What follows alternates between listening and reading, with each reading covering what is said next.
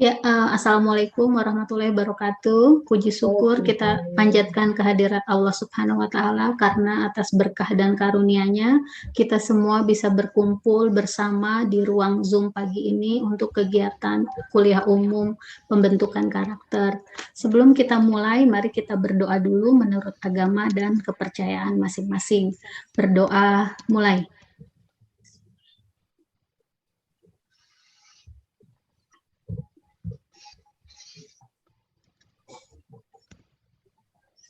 Ya, selesai ya, Bapak Ibu dan teman-teman mahasiswa semester 1 kelas A sampai kelas L. Sebelum kita mulai, mari kita menyanyikan lagu Indonesia Raya. Dan untuk semua, tolong speakernya dinonaktifkan sehingga kita bisa khusyuk menyanyikan lagu Indonesia Raya ini. Jangan sampai ada suara-suara bocor atau noise-noise lainnya. Ya, Mas Indra, tolong diputar Mas Indra.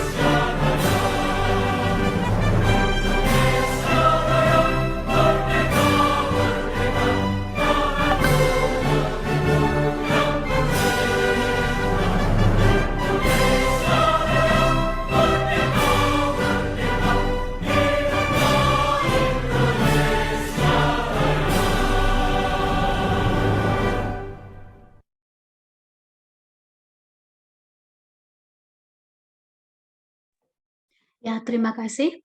Ya, hari ini kita akan bersama-sama untuk menghadiri kegiatan kuliah umum pembentukan karakter yang bertema "Mari menjadi pribadi yang keren dan super".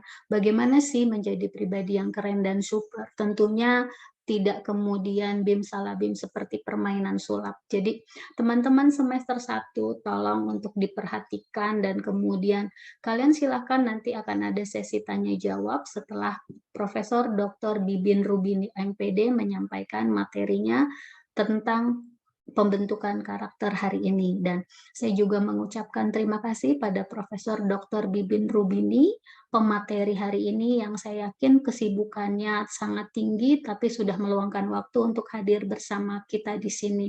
Lalu kemudian terima kasih pada Dekan Fakultas Ilmu Sosial dan Ilmu Budaya, Ibu Dr. Heni Suharyati MSI, dan terima kasih pada Wakil Dekan 1 Fakultas Ilmu Sosial Ilmu Budaya, Bapak Muslim MSI. Lalu juga terima kasih pada Ibu Hani Harasyani MSI, beliau adalah pengajar pembentukan karakter semester Gasal tahun ini. Lalu juga pada Ibu Agatha Trisari, terima kasih juga, beliau adalah pengajar pada mata kuliah pembentukan karakter semester Gasal ini.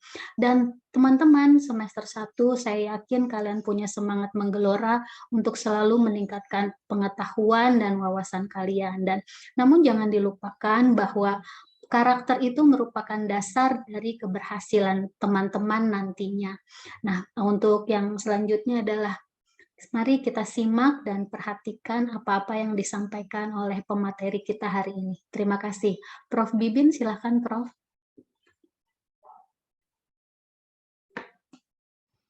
Berarti saya langsung ya. Ya, Bapak mau dibantu untuk share screen atau sendiri saja Nggak share usah, screen? nanti sendiri. Saya Oh, coba dulu sendiri. ya, Saya baik sambil Pak. melatih ini pikiran saya, otak saya supaya tetap terlatih untuk menggunakan IT ini. Terima kasih. Assalamualaikum warahmatullahi wabarakatuh. Yang saya hormati Profesor Dr. Hani Suharyati, MA. Insya Allah beliau saya doakan untuk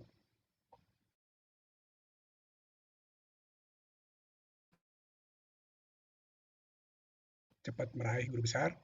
Yang saya hormati Ibu Hani Harasani, ini dosen senior di Fakultas Ilmu Sosial Ilmu Budaya ini. Yang saya hormati Wakil Dekan Dr. Muslim, saya doakan biar cepat jadi dokter. Ibu Rati, Ibu Agatha, seluruh dosen di ilmu komunikasi ya. Nggak seluruhnya ya Bu Hani ya, Bu Eni ya. Dan adik-adikku para mahasiswa Universitas Pakuan yang saya banggakan.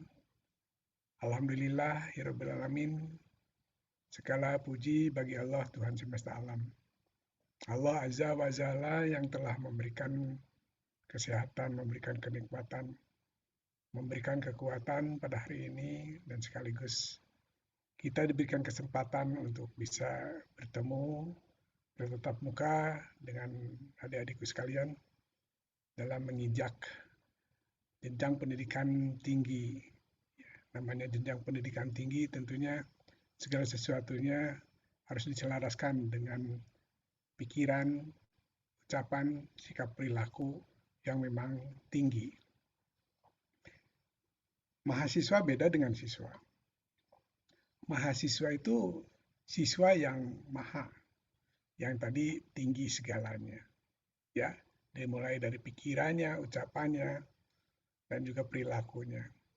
Oleh karena itu sebetulnya dosen-dosennya juga seringkali disebut maha guru.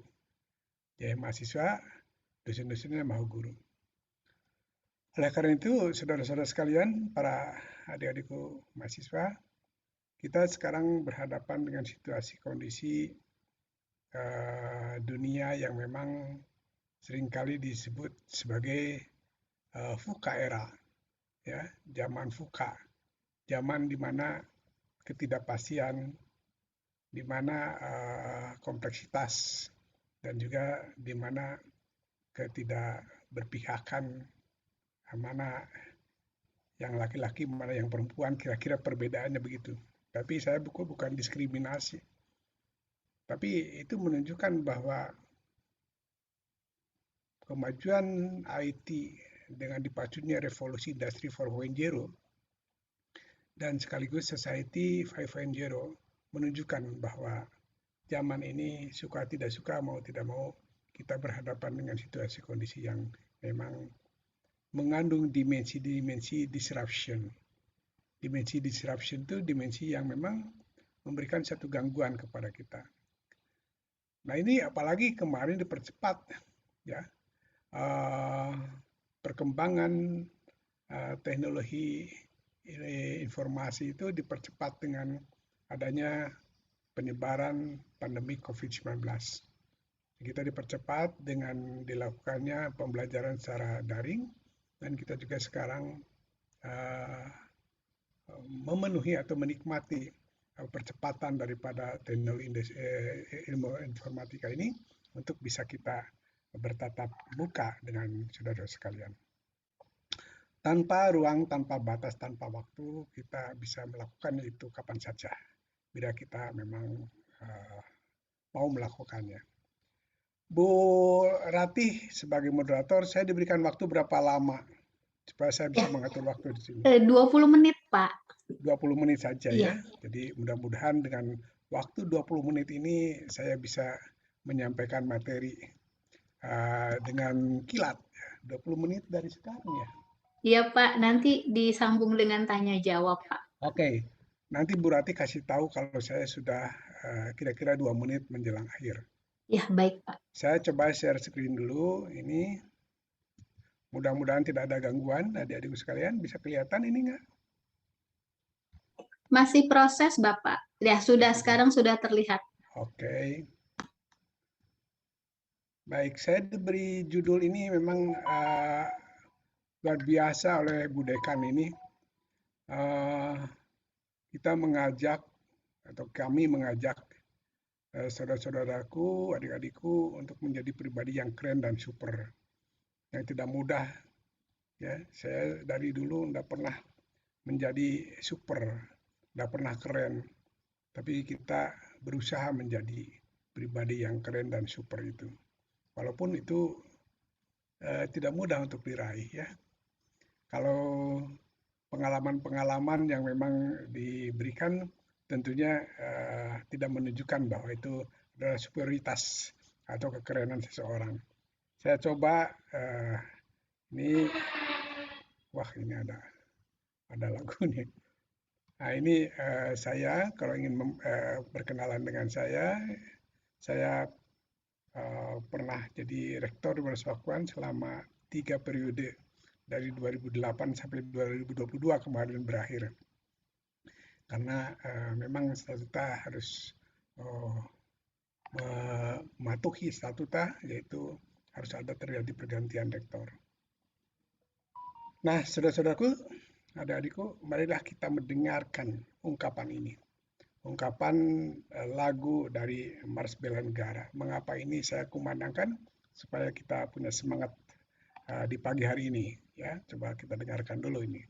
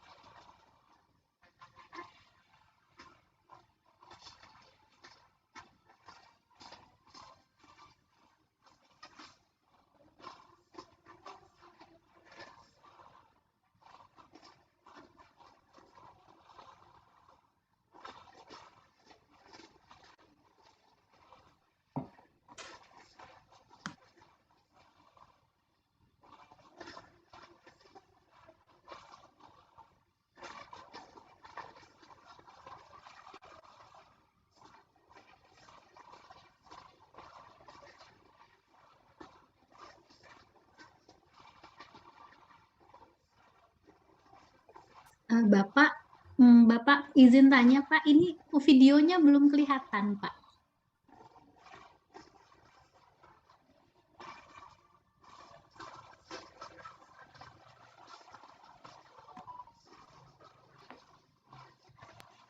Sepertinya jaringan ya.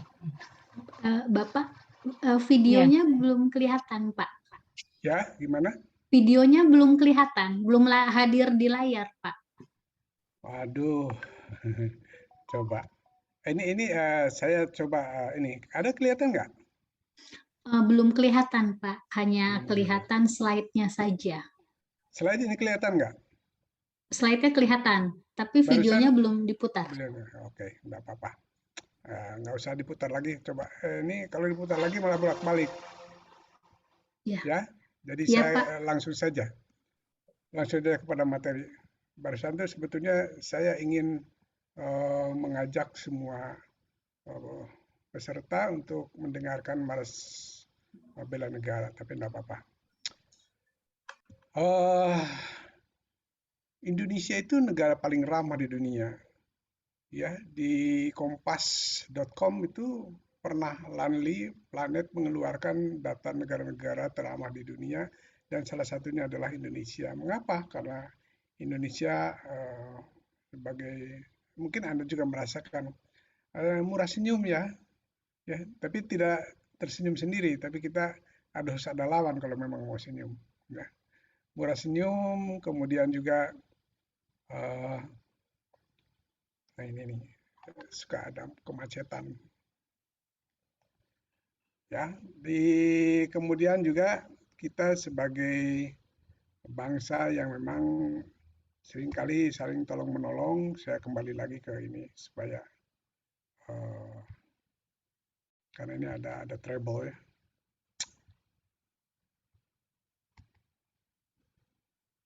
Bu Rati bisa lihat ini ya? Slide-nya saya bisa lihat, Pak. Ya, bisa lihat ini Tapi kan? slide-nya belum berpindah, Prof. Masih sama di slide Iya, masih pertama. sama. Mungkin pakai itu yang share itu ya, yang slideshow. Atau kalau gitu gini aja, bagaimana kalau Bu Rati yang ini? Ya, boleh. Boleh, Prof. Ya, baik, Pak. Saya Jadi coba saya ya, Pak. stop share dulu ya. Iya. Oke, silakan Bu Rati. Ya, Supaya sebentar, ini Pak. kendalikan dari situ ya. Iya. Tadi saya sudah sampaikan kepada adik-adikku sekalian bahwa kita berhadapan dengan situasi kondisi yang memang mengandung dimensi disruption. Tapi kita jangan pesimis, kita harus optimis. Karena ada dimensi lain, dimensi yang memang mengandung makna diversity ya. Nah ini udah nampak ya Bu Rati, coba ke awal. Ya, sudah, Pak. Ya, sebentar, Pak. Nah coba. Nah oke, langsung ke lagu. Ada lagu nggak?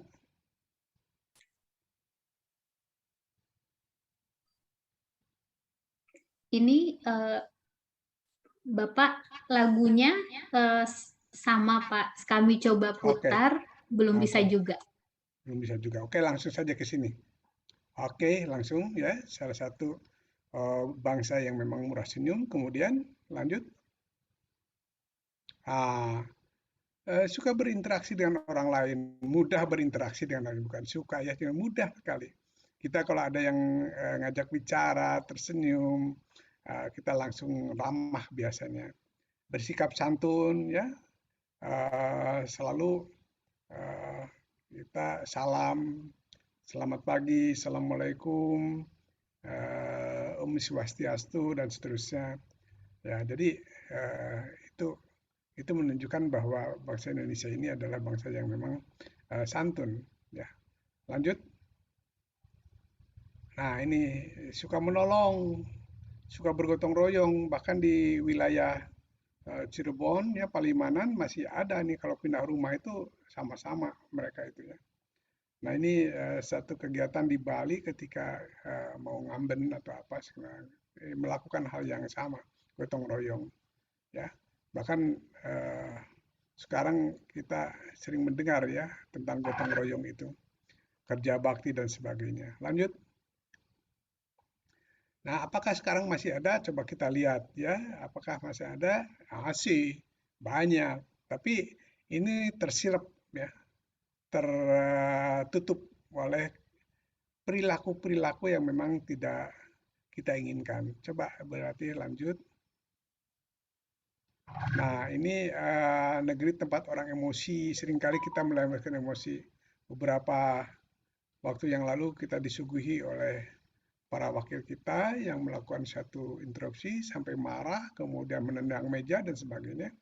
Kemudian orang sekarang cepat marah, itu ada motor yang misalkan melakukan pelanggaran, nabrak orang, kemudian hancurkan. Ada juga perilaku yang egois, individualis. Ini yang gambar nomor 2 itu seorang anak menghalangi ada motor yang memang masuk trotoar, kemudian dihalangi oleh seorang anak. Ya, itu yang itu. Ini coba trotoar dipakai untuk jalan-jalanan motor. Itu sudah perilaku-perilaku yang egois. Materialistis ya, jadi kalian hati-hati ya. Begitu lulus itu belum tentu saudara berhadapan dengan situasi kemudahan ya, itu selalu kita berhadapan dengan kesulitan. Ya, bahkan ada seorang pimpinan ketika dia masih anak-anak selalu didoakan oleh orang tuanya, mudah-mudahan anakku selalu mendapatkan kesulitan. Itu orang tuanya gitu. Sekarang itu masih ada nggak Bu Hani yang kayak gitu ya? Mudah-mudahan anakku diberikan kesulitan, diberikan kesukaran, supaya dia menjadi orang yang tangguh, kira-kira begitu. Jadi Bapak Ibu sekalian dan saudara-saudara sekalian, bahwa kita berhadapan dengan situasi kondisi yang instan, yang mudah, sehingga kita tidak menjadi orang yang tangguh. Ya, lanjut. Nah ini untuk tidak ditiru, ada seorang siswa yang memang ini gambar yang sebelah kanan itu, sebelah kiri atau kanan kiri ya. Sebelah kiri itu seorang siswa yang memang memarahi gurunya, bahkan menempeleng gurunya dan seterusnya. Ini adabnya enggak ada gitu ya. Maka ilmunya nggak turun kepada dia. Dia menjadi orang seperti apa. Coba kita lihat lagi karakter yang lainnya. Bu Rati, lanjut. Nah ini perilaku-perilaku yang tidak jujur ya. Tidak jujur. Kalau tidak salah di FISIP itu kalau ada siswa yang ketahuan menyontek, itu langsung dianggap tidak lulus dan harus mengikuti perkuliahan berikutnya. Karena kalau seorang dosen membiarkan mahasiswa menyontek sama dengan memberikan pendidikan kepada anak untuk tidak jujur, ya. Di sini dikatakan bahwa bukan nilai yang akan menentukan masa depan Anda, tetapi akhlaklah yang menentukan masa depan. Jadi jangan nyontek ya. Ini perilaku-perilaku yang tidak jujur, yang perilaku yang tidak berkarakter. Lanjut. Ini ya, jadi nyontek dan seterusnya. Lanjut, saya kira ini masih sama dengan yang tadi. Perilaku yang menyimpang, narkoba, kemudian seks bebas, kemudian LGBT ya, LGBT yang memang kita adat ketimuran itu masih menjunjung tinggi norma kemasyarakatan yang memang tidak seperti itu ya. Agama pun melarang seperti itu. Lanjut.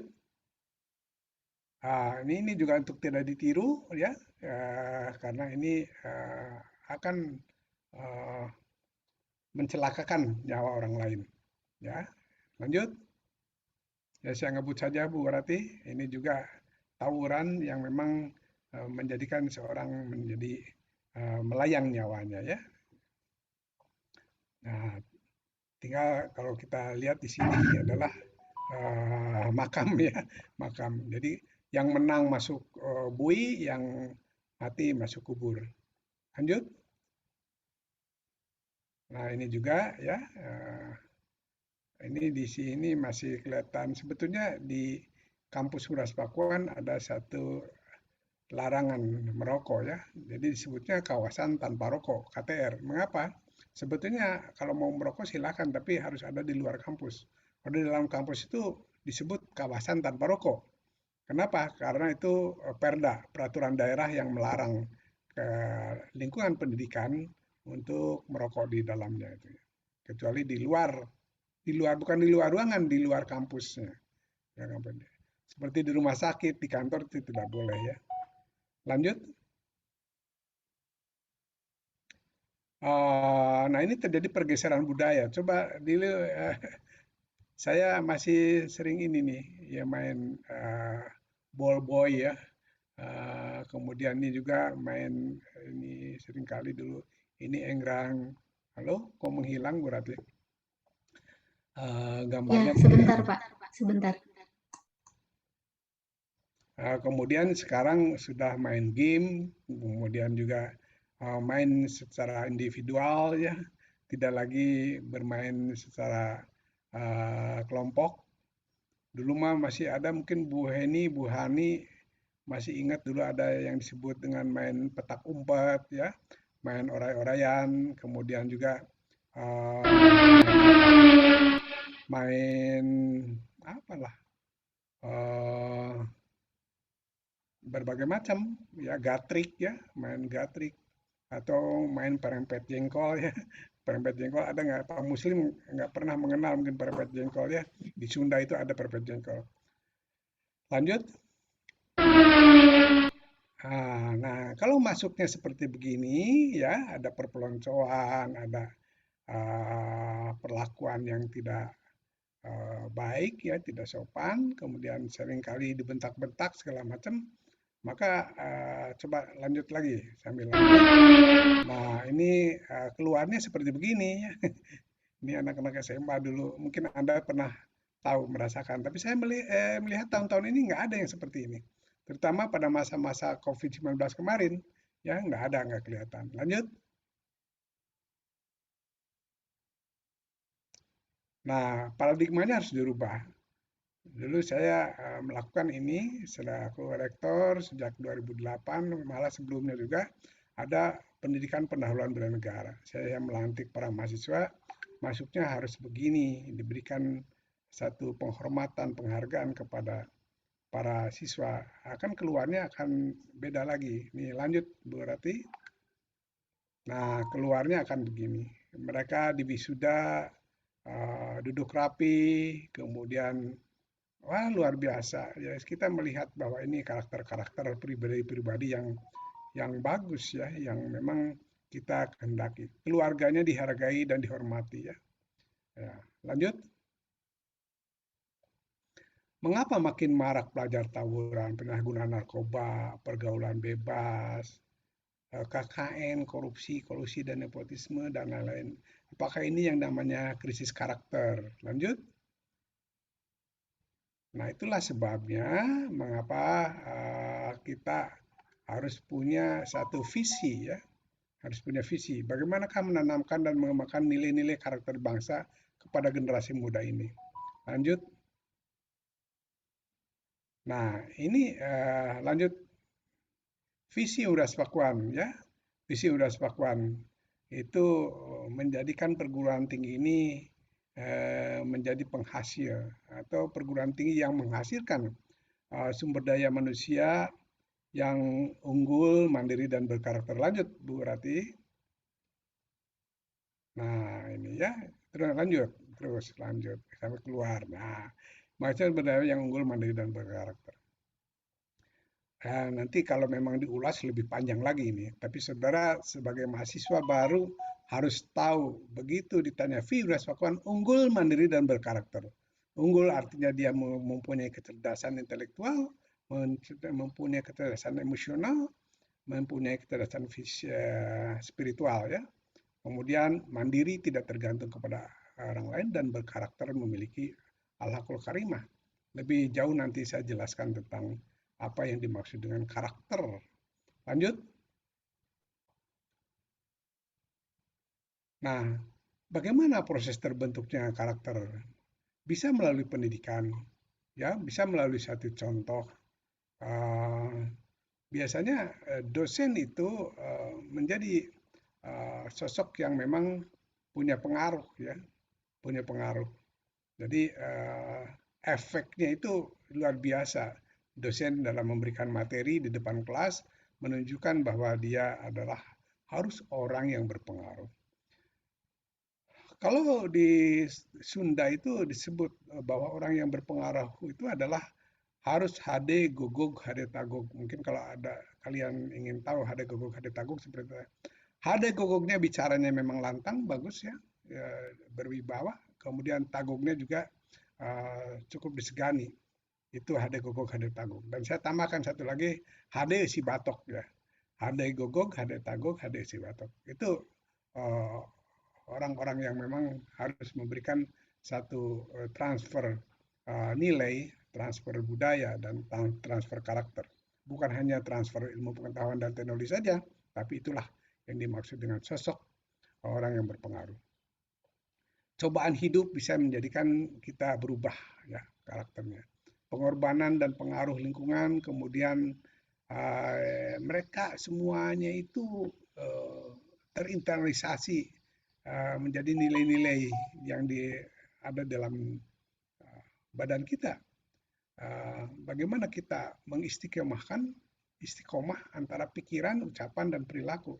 Inilah yang disebut dengan nilai intrinsik yang terinternalisasi di dalam diri kita. Menjadi sikap dan perilaku. Kenapa harus dipisahkan sikap dan perilaku? Sikap itu adalah kecenderungan orang-orang untuk melakukan sesuatu. ya. Dan perilaku adalah sesuatu yang memang dilakukan oleh seseorang itu. Sikap dan perilaku tersebut dilakukan berulang-ulang, ya berulang-ulang. Dilakukan terus-menerus, diulang-ulang. Nah, jadilah itu suatu kebiasaan, dan kebiasaan tersebut dijaga dan dipelihara maka jadilah karakter. Jadi sesuatu kalau di dalam pendidikan itu ada tujuan pendidikan. Tujuan pendidikan itu diantaranya adalah apa yang meliputi pikiran, ya itu ilmu pengetahuan dan teknologi. Ilmu pengetahuan maksud saya. Kemudian itu yang disebut dengan head, isi kepala head. Kemudian kita juga harus mengelola hati, heart, head, heart, and hand, keterampilan. Jadi head, heart, and hand itu tujuan-tujuan pendidikan. Atau saya masukkan lagi untuk lebih mudah dihafal. Rasio, ya ada pikiran rasio, kemudian rasa dalam hati dan raga, ya rasio, rasa dan raga.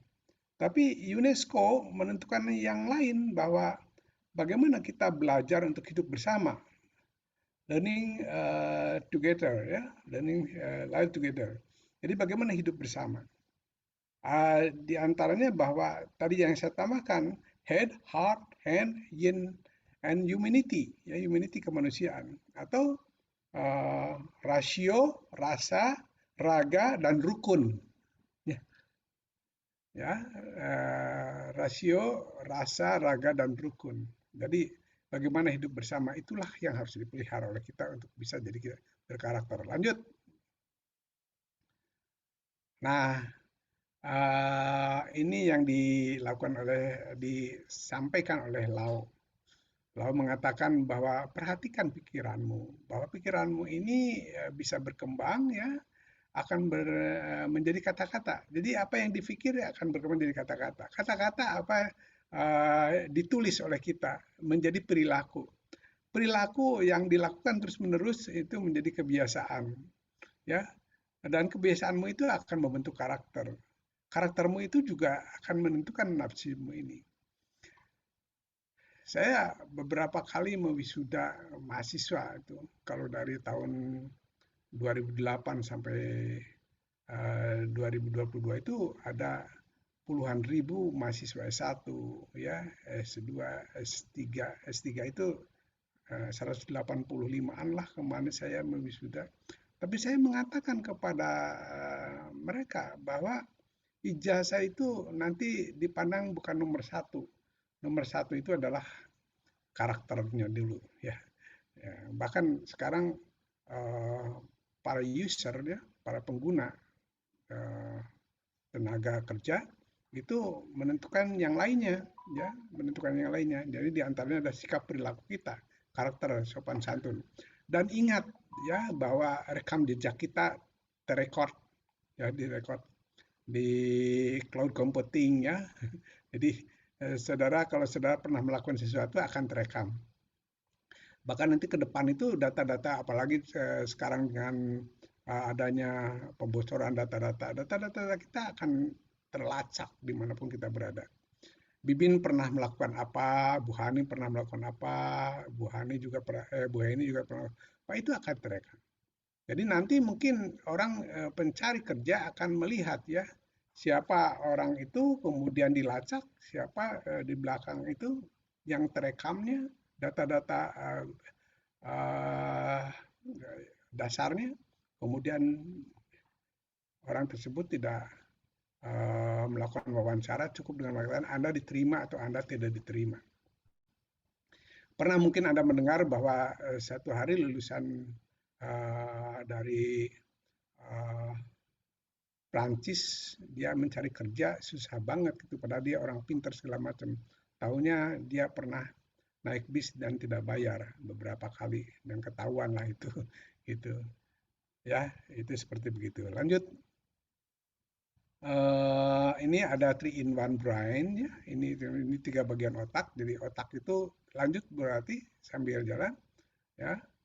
Otak 3-in-1 brain. Jadi ada batang otak yang warnanya hitam, ini yang warna hitam. Kemudian ada yang ini cerebral, ini otak kecil. Ini ada yang lapisan yang ini sebetulnya semuanya tidak tidak hitam, merah, biru ya, ini hanya untuk membedakan saja.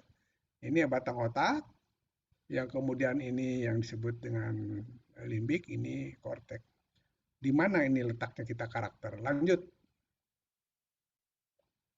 Ya, ini lanjut. Terus 3 bagian otak, hitam itu batang otak, merah limbik, biru korteks. Warnanya putih ya, tidak hitam, merah, biru, tidak. Itu hanya untuk membedakan saja. Lanjut. Nah, di batang otak itu tidak ada pemikiran kita ya, tidak ada kemampuan untuk berpikir. Ada kemampuan hanya untuk mempertahankan diri. Jadi seorang kalau dikejar anjing nggak usah mikir ya. Ini anjing mau ngapain ngejar saya tidak punya salah segala macam, nggak usah mikir, itu pasti lari itu. Itu adalah suatu reaksi terhadap aksinya itu. Itu batang otak. Hanya untuk kemampuan survival ya, untuk mempertahankan diri. Lanjut. Nah, ini dikenal sebagai fight or flight ya, pikiran yang reaksioner, menciptakan aksi ketika ketakutan. Jadi kalau saudara pelajari tentang otak, rasa berani dan rasa takut itu hanya sebatas garis saja. Jadi orang yang ketakutannya melebihi ambang batas, maka akan muncul keberanian. Maka jangan mencoba-coba binatang ataupun manusia yang dia takut, akan muncul nanti keberanian. Merasakan kebutuhan untuk mempertahankan diri, tantrum atau kebiasaan argumentatif, tidak ada kemampuan untuk belajar dalam pemikiran ini. Lanjut. Nah, ini yang disebut situs cinta ya, situs cinta. Lanjut. Nah, ini yang limbik itu. Limbik itu situs cinta. Perasaan senang, perasaan bahagia, perasaan apa itu adanya di dalam limbik yang memberikan satu ini. Ini disebut dengan limbik itu emosi ya. Jadi rasa cinta, rasa senang di situ. Lanjut. Nah, ini dikenal sebagai tempat cinta, pikiran emosional. Nah, seluruh persepsi memasuki pikiran ini. Jadi saudara-saudara, belajar itu adalah bagaimana kita menyamakan persepsi Anda dan dosennya. Jadi Anda belajar di Unas Pakuan itu menyamakan persepsi yang disampaikan oleh dosen dengan pikiran kita, dengan limbik kita, ya, gitu. Pengalaman cinta ada di situ. Kemudian ini korteks. Jadi korteks itu adalah lapisan luar. Korteks itu adalah kulit ya, lapisan luar yang memang di situ ada kemampuan untuk berpikir, kemampuan nalar dan sebagainya. Lanjut, berarti langsung ini logika. Nah, jadi di situ dikatakan kalau limbiknya dalam keadaan senang maka dia bisa belajar. Jadi Anda jangan coba-coba Anda sedang emosi Anda bisa belajar, enggak akan bisa. Atau dosennya begitu masuk marah-marah Anda tidak akan bisa belajar. Saya jamin. Tapi kalau Anda hatinya senang, ada di satu ruangan yang nyaman ya, menyenangkan, dosen juga menyenangkan, Anda bisa joyful learning ya. Joyful learning itu belajar menyenangkan ya. Jadi di sini dikatakan jika sistem limbik itu mendapatkan perasaan yang baik, maka korteks akan bertanggung terhadap penalaran dan seterusnya. Bicara, bahasa, penglihatan, pendengaran, dan kreativitas dan berpikir kritis. Ya. Lanjut. Nah, kearifan lokal yang kita punya itu tadi dengan tujuan pendidikan sama sih sebetulnya. Limbik itu adanya pada sili asih ya, limbik itu. Sili asih itu pada korteks. Sili asih itu adalah bagaimana learning live together ya, bagaimana belajar hidup bersama itu. Ditambah dengan siliwangi itu menjaga nama baik orang lain, tidak membicarakan aib orang lain dan sebagainya. Ini local wisdom yang dikemukakan oleh Prabu Siliwangi yang notabene-nya sama dengan tujuan pendidikan yang disampaikan oleh UNESCO maupun oleh Benjamin Bloom. Lanjut.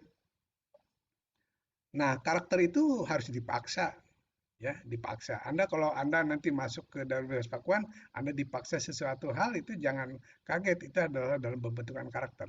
Kemudian setelah dipaksa, dia akan terpaksa dan setelah terpaksa menjadi biasa, ya.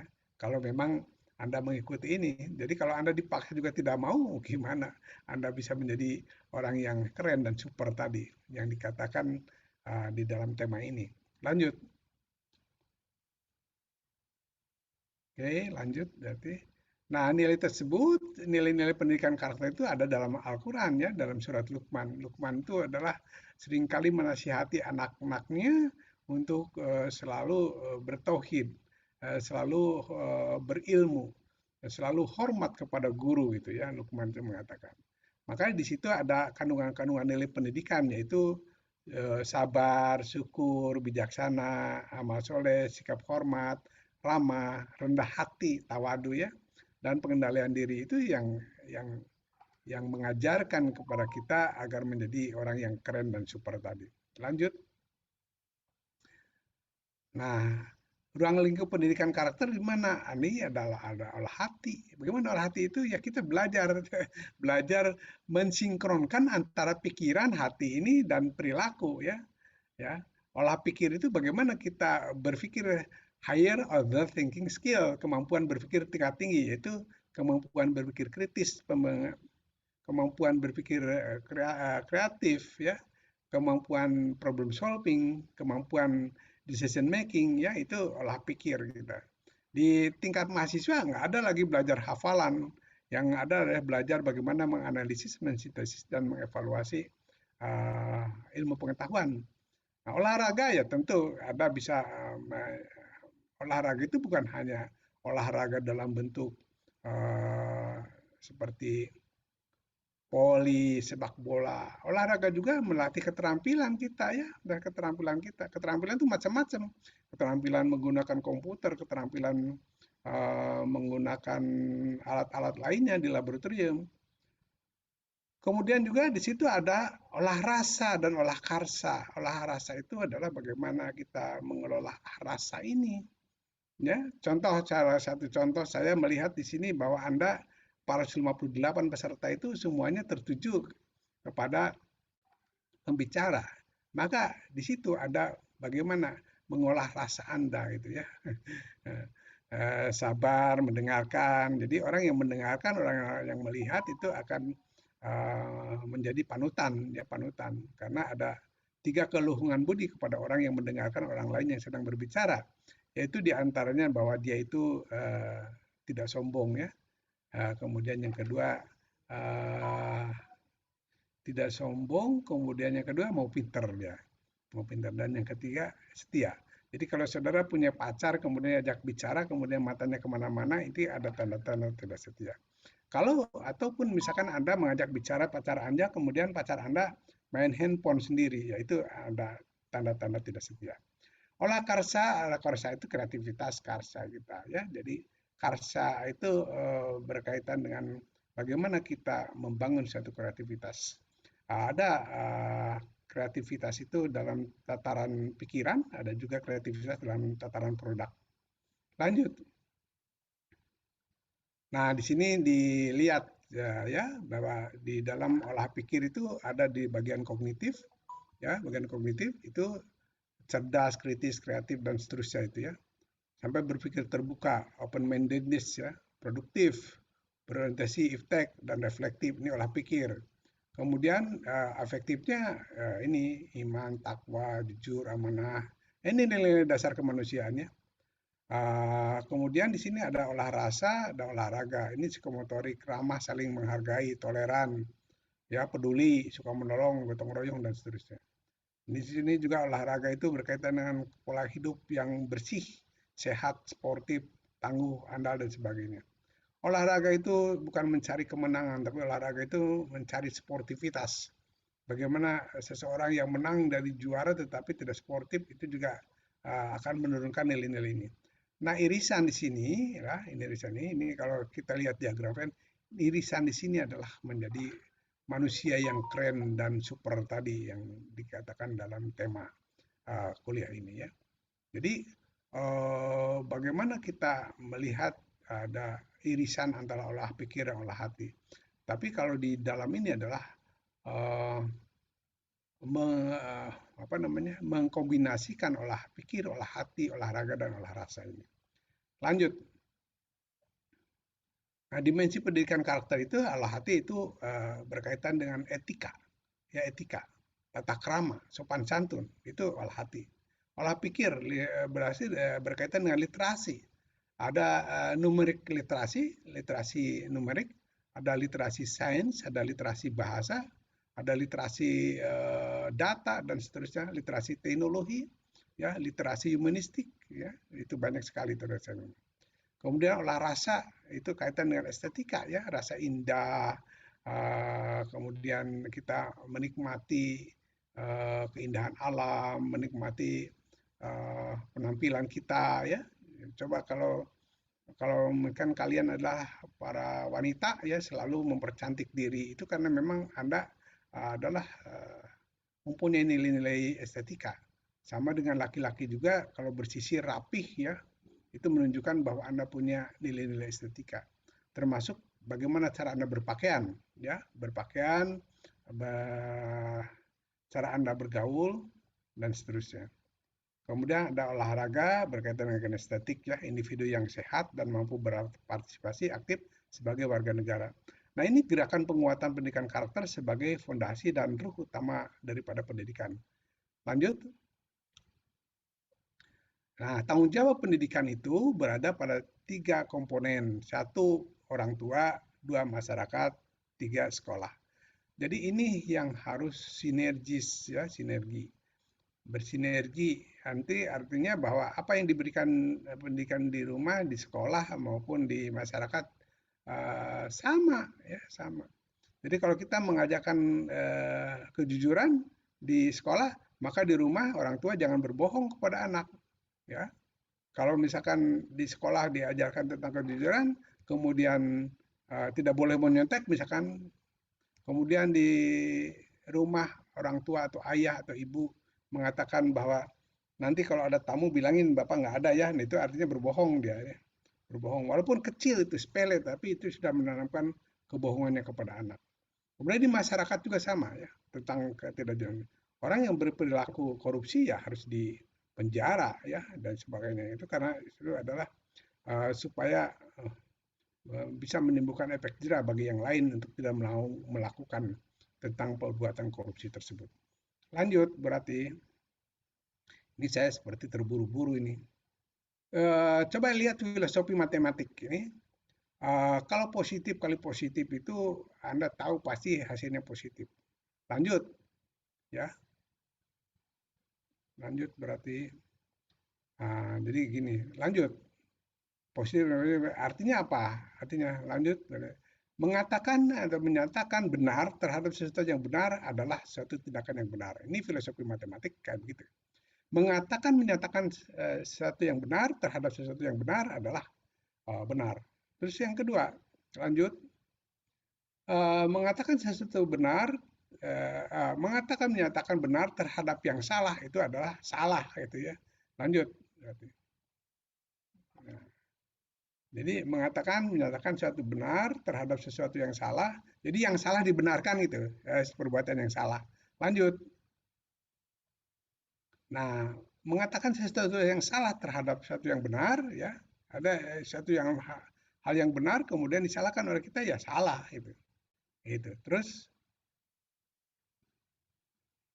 ya, nah ini apalagi nih, ya, mengatakan sesuatu yang salah terhadap yang salah itu adalah benar.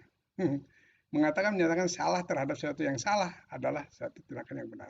Nah ini filosofi matematik itu kita gunakan dalam kehidupan sehari-hari. Coba kalau Anda lihat ya, hal-hal seringkali kan sesuatu yang benar disalahkan, sesuatu yang salah dibenarkan.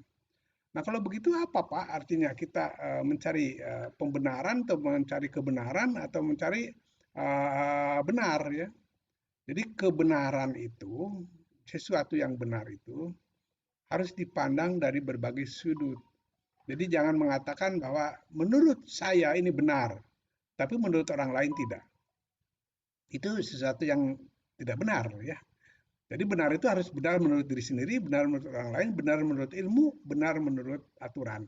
Wah itu Pak menjadi repot kalau kebenaran itu. Coba kita bandingkan sekarang gini. Filosofis Yunani dulu ya, Nicolaus Copernicus itu ada pengikut-pengikutnya, Galileo Galilei, kemudian Bruto, kemudian yang lainnya. Ketika itu Nicolaus Copernicus dibantu dengan Galileo Galilei menemukan bahwa yang menjadi pusat tata surya kita itu bukan bumi tapi matahari. Jadi waktu itu disampaikannya di depan pemuka agama dan para ilmuwan Tapi waktu itu banyak orang yang menolak, ya, sehingga sampai muridnya Nicolaus Copernicus itu Bruto dibakar hidup-hidup karena dianggap kerasukan setan. Sekarang kita sering kali menemukan, kita bicara benar di antara orang gila, kita yang dianggap gila. Ya, jadi gimana kita? Kadang-kadang orang-orang mungkin orang gila menganggap kita itu gila juga ya. Karena orang gila itu seringkali tersenyum sendiri mungkin karena melihat perilaku kita juga. Jadi walau alam ya itu persepsinya di mana. Tapi saya mengatakan bahwa benar itu jangan menurut diri sendiri, tapi benar harus dibenarkan menurut orang lain, benar menurut pengetahuan, benar menurut aturan, dan benar juga menurut agama. Baik, langsung lanjut. Bu Rati, karakter yang harus dimiliki pemimpin apa? Religius, sehat jasmani, berilmu, kreatif, mandiri, kritis, dan sebagainya. Lanjut. Nah, ini karakter itu adalah menjadikan kita sejahtera. Sejahtera lahir batin. Misalnya orang yang berkarakter itu mau sejahtera lahir batin. Mengapa disebut sejahtera lahir batin? Hatinya tenang. Ya, dia hatinya tenang. Lanjut. Nah, ini kita lihat bagaimana kita membentuk pribadi yang berkarakter. Lanjut. Nah, itu karena ini seperti sesuatu yang memang membanggakan kita semua ya.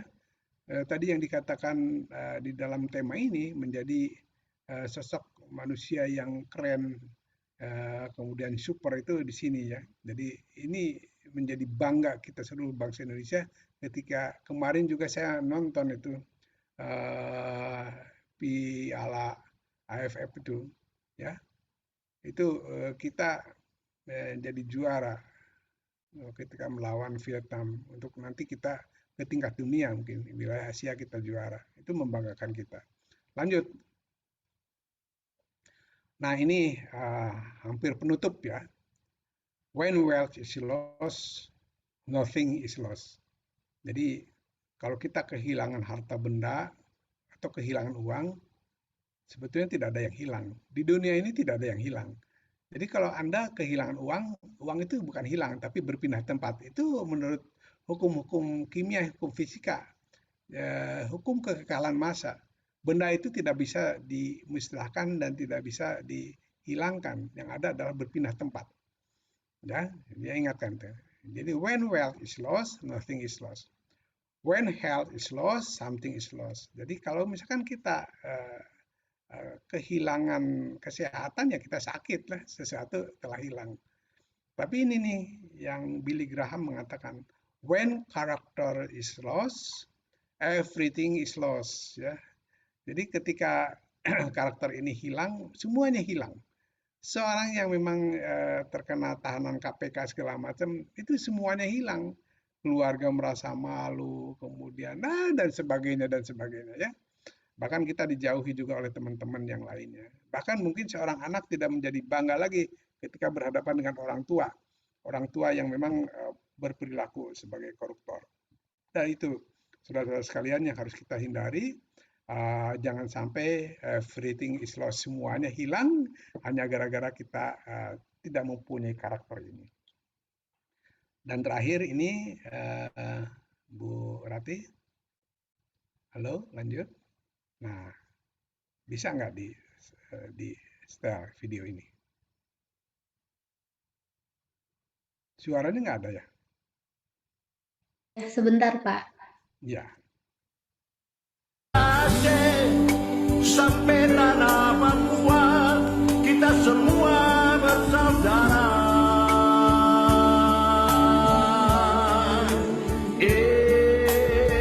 Indonesia, tempat kita semua berkarya. Biar jauh sampai di mana, takkan kita lupakan Indonesia tanah pusaka. Satu nusa, satu bangsa, satu bahasa, Indonesia masih.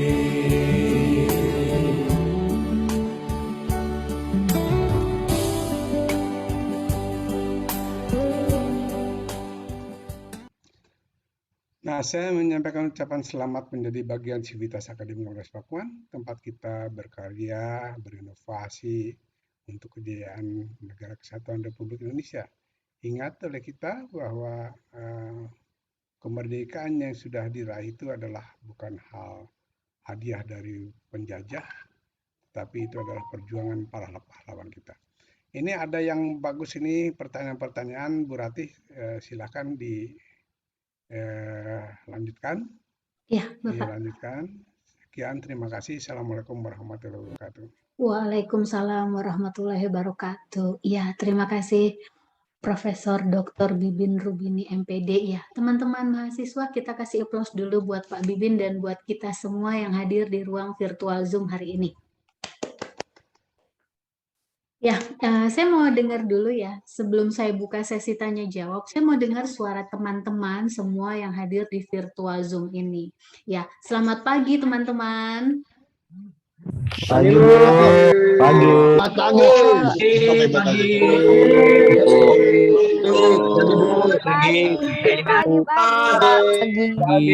Selamat pagi teman-teman. Pagi, luar biasa. Kan ini saya dengar ya, udah kedengeran semangat. Pagi. Oke, ya sudah. Yuk, kita lanjut ya. Teman-teman, kita lanjut ya.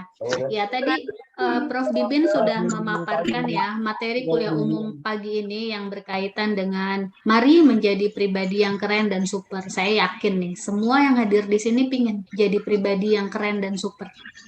Ya, dan ini tampak nih dari pertanyaan-pertanyaan yang teman-teman sudah tulis di chat room.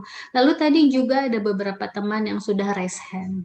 Ya, bentar saya bacakan Bapak. Ini ada satu pertanyaan Bapak. Ya, pertanyaannya begini Pak.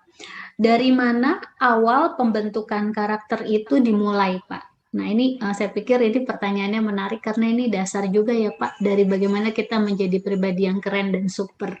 Itu pertanyaan pertama Pak, bisa dijawab dulu Pak, nanti kita lanjut ke pertanyaan berikutnya. Pertanyaannya bagus sekali, dari siapa ini? Iya Pak, ini pertanyaannya dari Celia. Celia. Ya, terus Celia juga tanya Pak, gini Pak, bagaimana di kampus itu masih banyak yang merokok? Ya, nah bagaimana Bapak menyikapi mahasiswa ataupun non mahasiswa yang ada di kampus Universitas Pakuan, ya, tapi yang merokok. Nah, itu Pak pertanyaannya. Baik, makasih Celia. Ini ada pertanyaan bagus. Dari mana pembentukan karakter itu dimulai? Itu sebetulnya ketika kalau Anda baca, saya bukan hanya pemuslim ya, saya juga muslim gitu ya. Maksud saya bahwa semenjak dia dikandung ketika Tuhan meniupkan rohnya kepada kita bahwa interaksi otak dengan lingkungan itu sudah mulai terbentuk. Jadi pembentukan karakter itu dimulai pada saat adanya interaksi antara manusia yang masih di dalam kandungan ya itu dengan pihak luar. Seringkali mungkin ada beberapa satu hasil penelitian ketika diperdengarkan lagu-lagu yang memang keras dengan lagu-lagu yang melankolis itu hasilnya berbeda ya orang yang seringkali ini. Itu artinya bahwa ada interaksi otak. Jadi semenjak dia dikandung badan.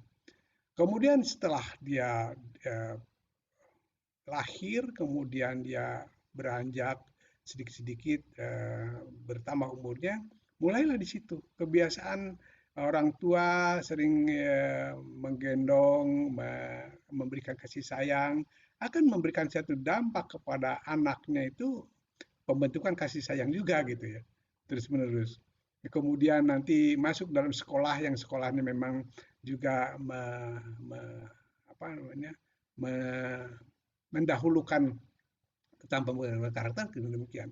Jadi karakter itu harus dipelihara semenjak dia dikandung sampai lahir, sampai muda, sampai dewasa gitu ya. Katanya tadi yang saya lihat itu yang mengatakan begini, Pak, bagaimana kalau melihat ada siswa, mahasiswa, atau siapapun dosen yang merokok dalam kelas. Kalau saya dulu seringkali disebut polisi kampus ya. Jadi ada mahasiswa yang merokok dari kejauhan itu sudah tahu ada saya dimatikan, kemudian saya semperin, saya ingatkan gitu. Bahwa bukan melarang merokok kepada diri Anda, tapi melarang merokok itu di lingkungan kampus supaya kita taat aturan, ya supaya taat aturan. Karena ini berkaitan dengan karakter kebiasaan kita, kebiasaan melanggar aturan itu. Karena itu masuk dalam tipiring ya, tindak pidana ringan gitu ya, orang melanggar itu merokok. Bukan apa-apa, karena Unpad adanya di Kota Bogor punya perda tentang kawasan tanpa rokok. Itu. Jadi saya ingin menanamkan itu. Kita belajar sedikit-sedikit taat pada aturan itu. Ya. Dalam arti bahwa kalau mau merokok boleh merokok, tapi di luar kampus gitu. Artinya bahwa tahu boleh merokok. Nah, saya dulu pernah mengusulkan dan minta supaya kampus itu tidak seluruhnya kawasan tanpa rokok. Jadi ada diberikan tempat untuk bebas merokok gitu ya, bebas merokok. Jadi tapi dikasih jarak. Kalau di Prancis itu atau di Jerman itu ada satu tempat yang memang dikasih line ya, dikasih garis merah. Kemudian orang yang merokok itu tidak boleh keluar dari garis itu. Jadi tapi terbuka ya. Itu. Jadi merokoknya di situ. Karena merokok itu ada perokok pasif, perokok aktif. Perokok aktif itu yang memang bahaya, tapi perokok pasif juga lebih berbahaya karena kita menghirup rokok. Jadi kita mencoba menjaga toleransi hidup dengan manusia yang lainnya supaya mereka juga mendapatkan satu fasilitas kesehatan. Ya. Karena dari sudut manapun merokok itu ya tidak sehat, tidak bagus untuk kesehatan dia sendiri gitu ya, dan kesehatan orang lain. Saya kira Celia begitu jawaban dari saya, mungkin masih banyak. Ini ada Sandrina nih, Sandrina Violita ini yang Iya, ada bertanya. Sandrina, Bapak. Terus ini ada Nikita, Pak. Ini Nikita bertanya, Pak. Nikita Indonesia mana itu ini? kenapa, Pak? Nikita mana? Nikita Gelis. Nikita Gilis. Oke, Ya, siap. ini pertanyaannya dari Nikita, Pak, di chat room ya. Indonesia Ya. terkenal sebagai negara ramah. Ya, tapi kenapa dalam ramahnya masyarakat Indonesia banyak penyimpangan yang terjadi? Nah, ramah itu kan didefinisikan sebagai karakter yang baik, tapi kenapa masih banyak hal-hal negatif yang muncul kemudian, padahal kita harusnya adalah bangsa yang masyarakatnya ramah. Itu pertanyaan di kita gelis, Pak. Neng Nikita Gelis ini begini. Ya, di dalam serumpun bambu itu tidak semuanya juga lurus bambu itu. Pasti ada yang bengkoknya. Tapi kita menganggap begini, bahwa kalaupun ada satu dua yang bertindak tadi menyimpang ya, yang tadi saya katakan menyimpang itu, yang tadinya ramah kenapa ada yang tidak ramah? Yang tidak ramah itu mungkin jumlahnya juga banyak ya. Tapi saya yakin lebih banyak orang yang ramahnya itu. Jadi kalau misalkan mengapa di Indonesia muncul hal seperti itu? Karena lingkungan. Coba Anda setiap hari disuguhi oleh berbagai informasi yang masuk dalam handphone Anda itu luar biasa, itu sudah mengotori pikiran Anda. Yang tadinya Anda mungkin lemah lembut, tiba-tiba jadi emosional gitu ya. Karena kita disuguhi oleh berita-berita yang memang membombardir, merusak limbik tadi, ya, merusak otak kita ya. Nah itu disebut sebagai kalau menurut saya itu sampah ke dalam pikiran kita. Ya, itu saya kira Nikita Gelis di Indonesia saya kira juga sama seperti di rumah, di rumah tidak semua anak juga nurut gitu ya, baik gitu ya, mungkin juga anak yang lain. Ya mudah-mudahan saya sendiri dikarunia anak cucu yang baik-baik, yang soleh-soleh, sama seperti doa saya untuk kalian juga menjadi orang yang soleh dan orang yang baik. Saya kira demikian. Ya, terima kasih Pak Bibin, Pak. Kalau tadi ada Nikita sama Celia ya Pak, saya mau ini Pak membacakan pertanyaan dari Wildan, Pak. Ya, Wildan bertanya, Pak. Pertanyaan Wildan adalah, apakah menurut Bapak peran berorganisasi di kampus itu bisa menjadikan mahasiswa memiliki karakter yang super dan keren, Pak. Ya, ya. Jadi kegiatan pembentukan itu di lingkungan itu bisa melalui intrakurikuler, ya, melalui perkuliahan, ekstrakurikuler, dan kokurikuler. Jadi intrakurikuler apa yang sudah ada di dalam kurikulum, apalagi kita berhadapan dengan Merdeka Belajar dan Kampus Merdeka. Tapi kegiatan organisasi itu adalah justru bisa menumbuhkan karakter Anda dengan teman yang lain, yang positif. Saya pengalaman dulu jadi mahasiswa, saya juga aktivis sama. Tapi kita belajar bagaimana komunikasi ya dengan orang tua, komunikasi dengan para junior, komunikasi dengan senior dan sebagainya. Itu juga menunjukkan satu karakter. Keberhasilan Pak Adik Wildan, keberhasilan seseorang itu dimulai dari bagaimana kita bisa membangun jejaring. Jejaringnya itu ada ketika kita ikut dalam kegiatan ekstrakurikuler ini, kegiatan-kegiatan kemahasiswaan ini. Kalau saya menganggap bahwa pembentukan karakter ini adalah lebih banyak untuk hal-hal yang positif itu di dalam ekstrakurikuler ini. Anda bisa toleran sama teman, ya. Anda juga bisa bagaimana Anda bisa bertutur kata, Anda bisa menjadi orang yang berpengaruh di dalam lingkungannya dan sebagainya. Dilihat dari karakternya. Ya, saya kira demikian berarti. Terima kasih Pak Wildan. Ya, Bapak, ini ada lagi pertanyaan dari Muhammad Fardin, Pak. Ini hebat-hebat ini ya Bu Rati, ini Iya. mahasiswa Bu Rati ini kritis-kritis nih. Saya senang sekali nih. Ya, silakan. Iya Pak, ini ada pertanyaan dari Muhammad Fardin, Pak. Dia bertanya gini Pak, gitu, apakah kita tetap harus berpegang pada pendirian kita gitu ya, sedangkan kita dituntut untuk bisa membaur dengan orang lain. Jadi maksudnya ketika kita membaur dengan orang lain, kita harus mempertahankan pendapat kita sendiri, pendirian kita sendiri, atau kita menyesuaikannya dengan orang lain. Ini Muhammad Fardin, Pak. Ya, terima kasih Muhammad Fardin. Ini yang saya sampaikan bahwa di dalam attitude scientific, ya, sikap ilmiah seseorang itu yang pertama itu objektif, ya, objektif. Jadi objektif itu orang selalu melihat kacamata benar dari kacamata dia, ya, objektif. Benar menurut diri sendiri belum tentu benar menurut orang lain. Jadi yang dikatakan objektif itu kalau kita ya, melihat orang lain berkata seperti itu harus bisa dibuktikan secara ilmiah, gitu ya. Yang kedua, Pak itu Fardin, yang kedua positive thinking, selalu berpikir positif, ya, tidak suuzon gitu ya, selalu husnudzon.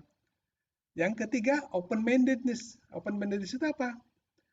Open mindedness itu terbuka.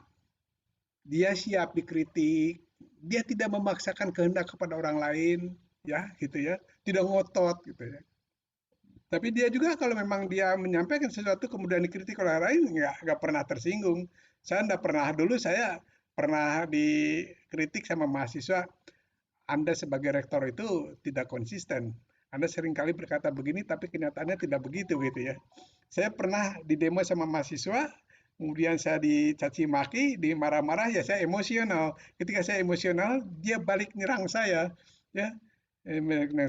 Katanya Anda harus silih asih. Kenapa Anda itu sebagai rektor marah-marah gitu ya. Nah itu ungkapan daripada kritikan mahasiswa. Dan saya terbuka, saya mohon maaf, saya tadi kena emosi. Nah itu artinya bahwa kalaupun ada seorang bibin salah itu, ya kita minta maaf, ya, minta maaf. Dalam posisi saya, Muhammad Fardin, ketika Anda memberikan sesuatu ilmu kepada saya, maka saya menganggap Anda itu sebagai guru saya. Ya, tidak ada saya batas itu saya seorang guru besar, kemudian saya enggak. Anda memberikan satu kritikan kepada saya dan Anda mengatakan bahwa sesuatu itu benar, itu saya anggap Anda itu guru saya. Jadi itu yang disebut dengan resiprokal. Di dalam pendidikan sekarang itu silih asi mengandung arti bahwa itu adalah yang disebutkan pembelajaran. Bagaimana pembelajaran kita mengasah pikiran, mengasah keterampilan, mengasah hati, ya, mengasah rasa, ya. Silih asu bagaimana mengayomi dan sebagainya. Itu mengandung arti bahwa kita saling. Kedudukan saya bisa saja saya di sini jadi murid Anda sekalian. Ya, itu yang tadi dikatakan di dalam pembentukan karakter itu adalah ketawaduan, kerendah hatian seseorang, tidak sombong. Ilmu yang saya dapatkan juga hanya sebagian kecil dari ilmu Allah. Mungkin Anda lebih pintar daripada saya ya di dalam dunia maya dan sebagainya ya, karena saya memang seringkali gaptek gitu ya. Kira begitu ya Pak Muhammad Fadin. Terima kasih. Ya, terima kasih Bapak. Ini ada pertanyaan banyak Pak pertanyaannya. Saya Ya, coba silakan, saring. silakan. Ya, Ini ini ada ya, Anggita ya, Ali Dahlan nih yang saya baca. ya, Kalau seandainya kita sudah berpegang teguh dengan sorry. Ya, terus. ya. Ini saya ke Muhajir dulu Pak. Muhajir, ya, halo Iya. Muhajir gitu. Nah, ini dia Halo bertanya. Muhajir. Ya, pertanyaannya Pak itu begini. Tadi mengenai filosofi matematika yang mengatakan benar terhadap sesuatu yang benar adalah suatu tindakan yang benar. Nah, bagaimana cara kita mengetahui bahwa yang dikatakan itu adalah benar? Tadi yang saya katakan dari Muhajir. Jadi sesuatu yang benar itu menurut keyakinan dari hati nurani, kemudian juga benar menurut hukum, benar menurut ini gitu ya.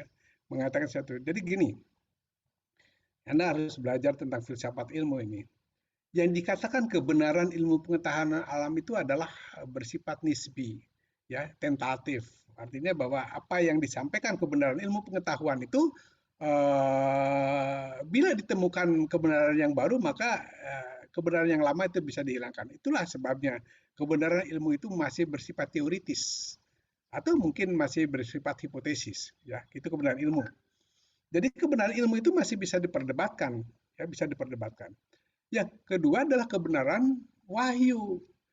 Ya, kebenaran ilmu itu tadi bersifat dialogis. Kebenaran ilmu masih bersifat dialogis. Ya.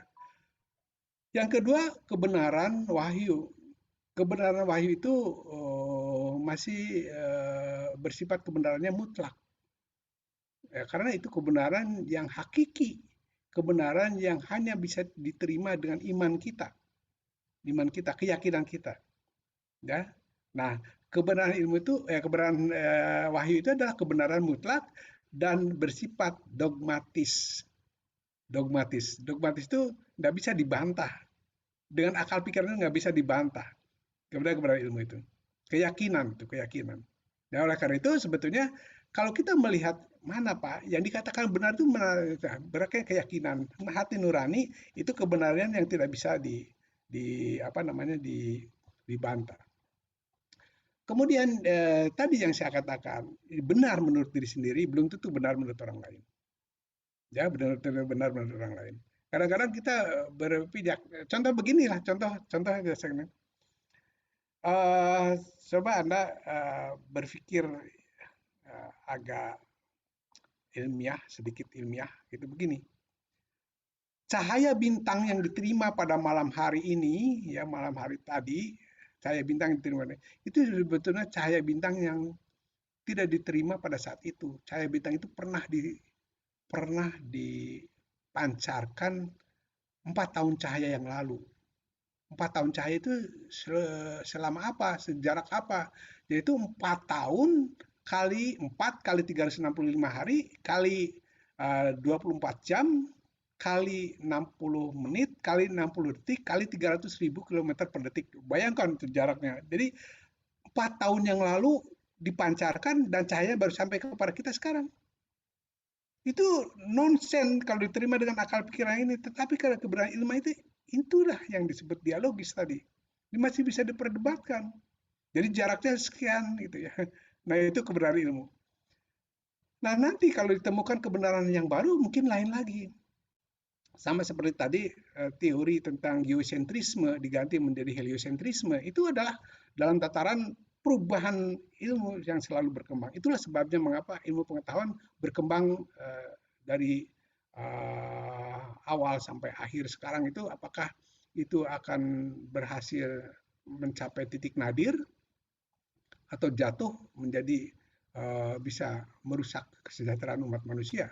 Saya tidak tahu itu ya, karena pada intinya ilmu pengetahuan itu memberikan dua mata pisau, yang satu bisa mensejahterakan manusia, dan yang kedua bisa menghancurkan peradaban umat manusia. Saya kira demikian, Bu Rati. Ya, terima kasih Bapak. Bapak, saya mau menyapa yang mau bertanya langsung, Pak. Jadi nanti saya lanjut Oh lagi iya, yang di iya, chat silakan, room. silakan, Iya, silakan. tadi ada Nidia ya. Nidia tadi raise hand. Silakan Nidia. Apa yang akan ditanyakan pada Profesor Bibin Rubini? Nidia, atau sambil menunggu Nidia, teman lain silahkan, ada yang mau bertanya langsung? Yo, Bu, saya silakan. mau bertanya. Oh Maaf. ya, sebentar. Ya, sebentar. Ini dengan siapa? Tolong dibuka ya kameranya, lalu sampaikan pertanyaannya secara to the point, terus kemudian pergunakan bahasanya yang baik. Yuk, silakan. Ini dengan siapa? Dengan Zakli Tiffany, Bu. Zakli Tiffany. Oke, Zakli ya. Silakan. Saya mau bertanya, apakah mahasiswa baru wajib ikut kegiatan kampus atau organisasi dan lain-lainnya ya, Bu? Kasih. Oke, ini pertanyaannya buat Prof. Bibin ya, Zakli ya. Ya.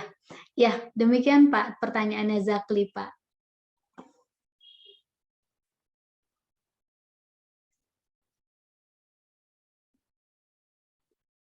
Ya, Bapak, suaranya tidak kedengeran. Ya, punten. Saudara Zakli, di dalam surat keputusan Kemendikbud itu tahun 89 kalau tidak salah, nomor 155, yang mengatakan begini, organisasi mahasiswa itu dari, oleh, dan untuk mahasiswa. Ya, dari, oleh, dan untuk mahasiswa. Jadi artinya kalau Anda merasa bahwa ini adalah satu bagian daripada untuk mengembangkan diri, silahkan Anda bisa mempergunakan itu. Tapi memang tidak ada paksaan untuk memasuki atau tidak memasuki organisasi kemahasiswaan. Tapi saya menyarankan, menghimbau Anda masuk organisasi kemahasiswaan. Ya, karena aturan itu memang tidak memaksa, tidak diwajibkan. Tetapi untuk kegiatan-kegiatan di Ulas Pakuan, saya sarankan dan saya himbau Anda memasuki kegiatan organisasi kemahasiswaan, karena Anda di situ akan ditempa.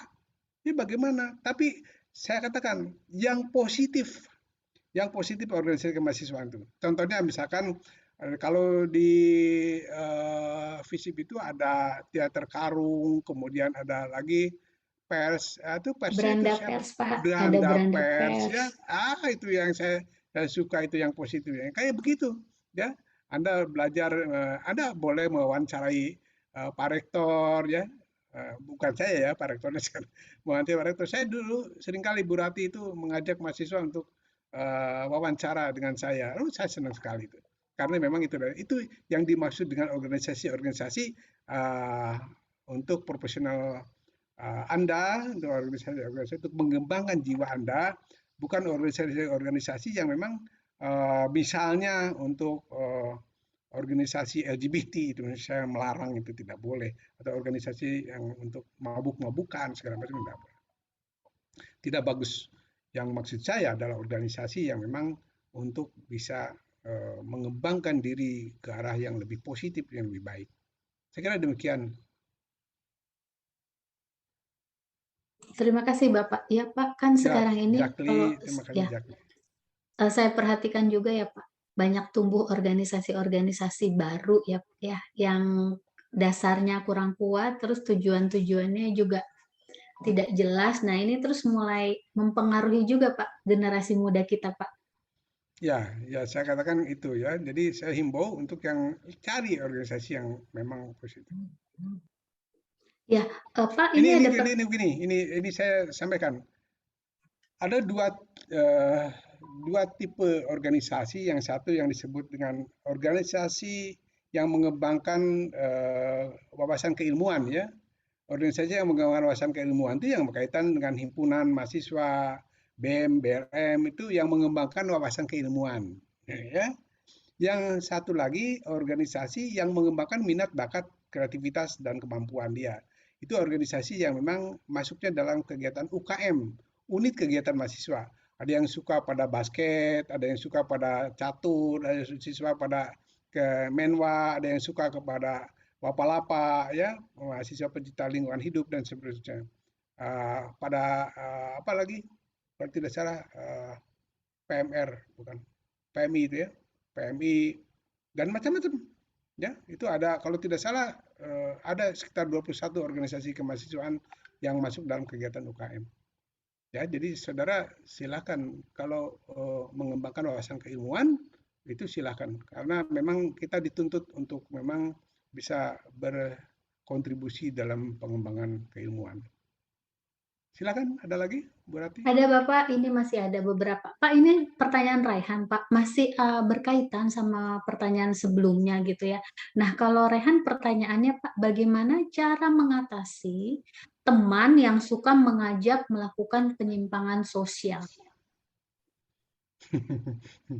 Ya, katakan tidak untuk hal yang sesuatu tidak sesuai dengan pribadi kita. Jadi kita harus berani mengatakan tidak.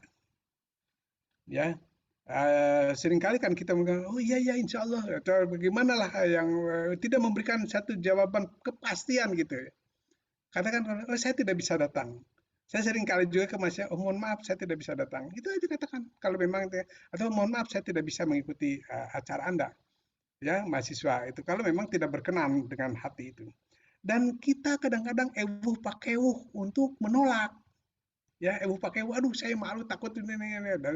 Takut tidak dipandang toleran, atau takut kalau saya tidak ikut minum, misalnya minum-minum itu dianggap sebagai penakut dan sebagainya. Nggak apa-apa. Untuk sesuatu yang benar kita jangan takut ya untuk kebenaran itu. Yang harus takut itu pada kesalahan, ya, pada kesalahan. Jadi demikian dari saya. Bapak, ini ada pertanyaan dari Muhammad Hadafi, Pak. Hadafi bertanya, Pak, apakah anak yang ketika kecil itu sering mendapat perlakuan kekerasan dan ancaman, ketika dia tumbuh menjadi dewasa, ancaman dan kekerasan yang pernah dialaminya saat kecil itu akan mempengaruhi dia sebagai kemudian pribadi yang emosional dan kemudian juga kasar.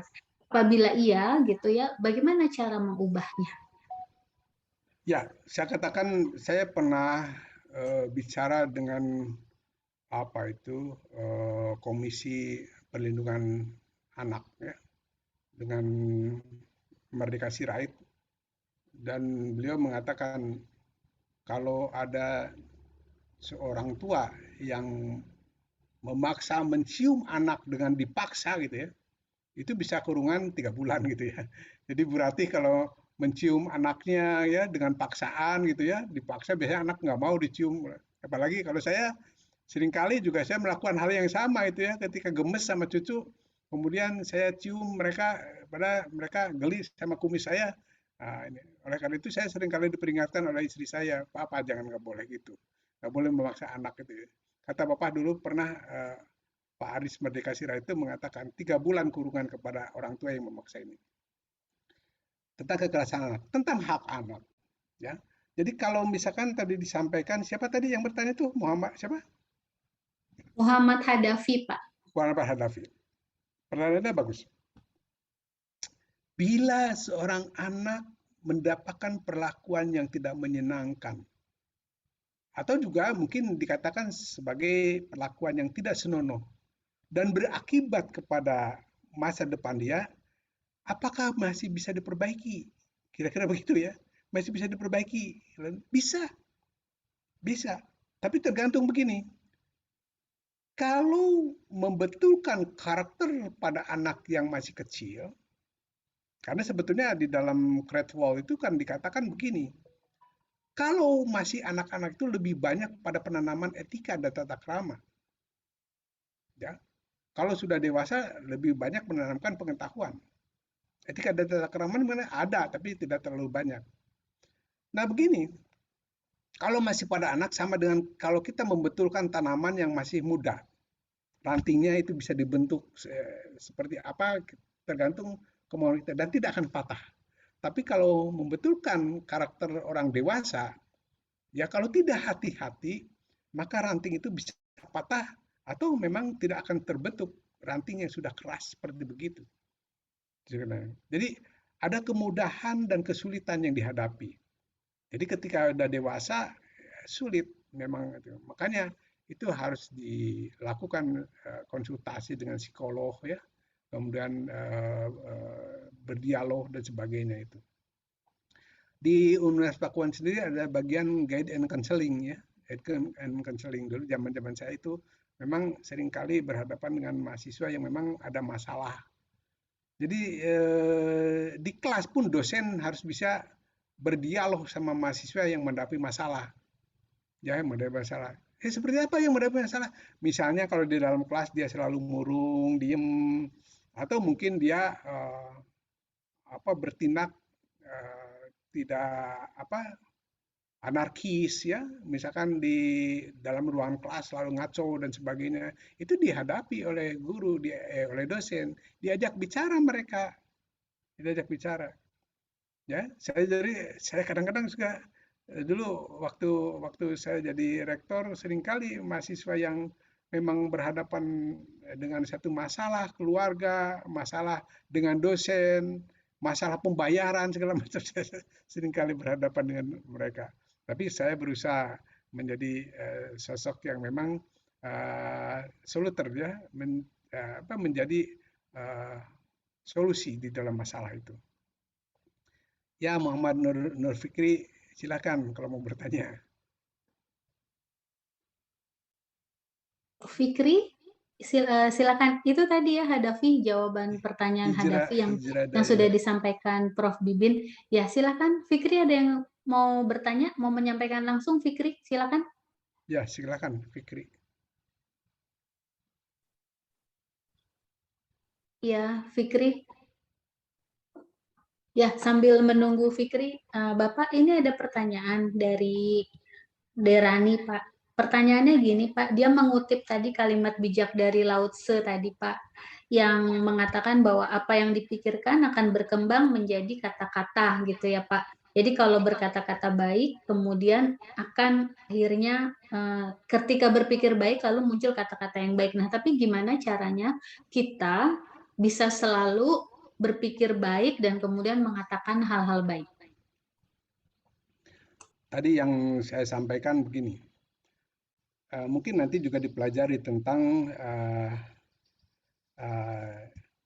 information theories ya, atau teori pemrosesan information processing theory, ya, teori pemrosesan informasi. Jadi teori pemrosesan informasi itu begini, ada satu cara belajar yang melalui hafalan, rote learning, ada juga cara belajar melalui bermakna. Itu yang disebut dengan meaningful learning. Jadi begini, begitu ada informasi masuk, maka informasi itu diterima oleh indera itu ya, alat pendengaran itu sebagai reseptor, alat penglihatan itu juga reseptor, penciuman, perasa, peraba itu reseptor. Kemudian informasi yang masuk itu decoding, kemudian disimpan di dalam short term memory, memori jangka pendek, dan long term memory, memori jangka panjang. Yang menjadi persoalan yang tadi dikatakan, bagaimana Pak mengatakan sesuatu yang baik itu harus dilatih, harus jadi kebiasaan. Itu dilatih, Anda bicara. Makanya tadi saya katakan, dalam kegiatan-kegiatan kemahasiswaan Anda dilatih bagaimana berbicara. Kalau informasi yang dalam pikiran dikeluarkan, itu tergantung pada eksekutif kontrol yang ada di dalam pikiran kita. Jadi di dalam otak itu ada yang dikatakan dengan eksekutif kontrol. Ketika informasi keluar itu ditata oleh eksekutif kontrol itu. Kata-katanya harus begini, dan itu saya tadi bicara begini sebetulnya karena saya latihan. Tadi yang dikatakan dipaksa, terpaksa, dan menjadi biasa. Kalau tidak pernah Anda tidak akan menjadi orator yang hebat, ya, Orator hebat itu pembicara yang hebat kalau tidak pernah berlatih itu. Tapi ini juga harus ada isinya. Tadi saya katakan ada isi batok, ada isinya. Informasi yang ada dalam pikiran kita itu sebatas pengetahuan yang ada ini, sebatas pengetahuan karena memang ada keterbatasan pengetahuan yang ada dalam pikiran saya. Ya, pengetahuan itu kan bisa diperoleh dengan berbagai cara. Dulu waktu zaman dulu sebelum ada ilmu pengetahuan, yang dikatakan pengetahuan dan ilmu pengetahuan itu berbeda. Pengetahuan itu apa saja yang diketahui oleh manusia. Jadi hewan juga punya pengetahuan, pohon pun punya pengetahuan. Oh, Pamas apa pengetahuan? Iya. Jadi ketika pohon ingin melakukan satu reproduksi, maka dia mengeluarkan bunga, harumnya bunga bisa menarik kumbang untuk datang dan terjadi penyerbukan untuk mengisap madunya, dan setelah terjadi penyerbukan terjadilah pembuahan. Itu artinya bahwa pembuah itu adalah hasil daripada reproduksi dia. Dia punya pengetahuan punya. Coba lihat lagi sekarang tumbuhan yang memang selalu mencari sinar matahari. Maka pengetahuan pengetahuan dari tumbuhan itu selalu mencari di mana arah matahari itu. Akarnya juga harus mencari sumber air itu. Itu kan punya pengetahuannya. Itu apa saja yang diketahui oleh manusia itu adalah pengetahuan. Bisa diperoleh melalui trial and error, praduga, prasangka, dan intuisi. Jadi trial and error, trend coba-coba. Yang kedua praduga, prasangka, dan yang ketiga intuisi. Apa yang disebut dengan intuisi? Intuisi itu adalah pengetahuan yang dipunyai melalui perbendaharaan pengetahuannya sebelumnya. Jadi dia punya pengetahuan karena pengalaman gitu. Pengalaman. Itu pengetahuan. Yang disebut dengan ilmu pengetahuan adalah pengetahuan yang diperoleh melalui penelitian, melalui penyelidikan, dan itulah yang disebut dengan ilmu pengetahuan. Cirinya pengetahuan dan ilmu pengetahuan ada lagi nih. Kalau Anda bicara tentang itu luas sekali tentang itu ya. Karena disebut ilmu pengetahuan itu adalah punya ciri. Yang pertama cirinya adalah sistematik. Yang kedua objektif. Yang ketiga universal. Dan yang keempat metodik. Ya. Itu. Universal itu berlaku umum. Anda bicara atom, dimanapun Anda menemukan itu konsep tentang atom, dimanapun di negara Rusia, di negara Korea, di negara Jepang, di negara selalu dikatakan itu atom. Cuma bedanya dengan kita mungkin ada kacang atom ya, atom. Ya atom itu bagian terkecil dari sebuah benda. Jadi itulah sekira memang apa tadi saya takut keluar dari pertanyaan Bu Rati. Iya, tentang tadi pernyataan Lao Tse, Pak, yang kita pikirkan baik akan keluar dengan kata-kata baik juga. Bagaimana cara supaya kita selalu bisa memunculkan yang seperti itu? Drilling melalui drilling, ya, karena ada hukum pendidikan yang dikatakan hukum pendidikan itu ada law exercise. Law exercise adalah hukum pelatihan, dibiasakan, di drill, ya, di drill, kebiasaan itu, jadi kebiasaan. Yang kedua law of effect. Dan yang ketiga law of readiness, ya itu hukum pendidikan. Jadi pendidikan hanya bisa dilakukan oleh orang berpengaruh. Pendidikan hanya diberikan oleh contoh dan contoh, dan pendidikan bisa dilakukan dengan cara dilatih. Jadi kalau bicara tentang pendidikan, bicara tentang karakter tadi, dilatih, ya. Kebiasaan kita bicara baik itu dilatih. Kalau Anda bergaul dengan orang soleh, insya Allah Anda jadi orang baik.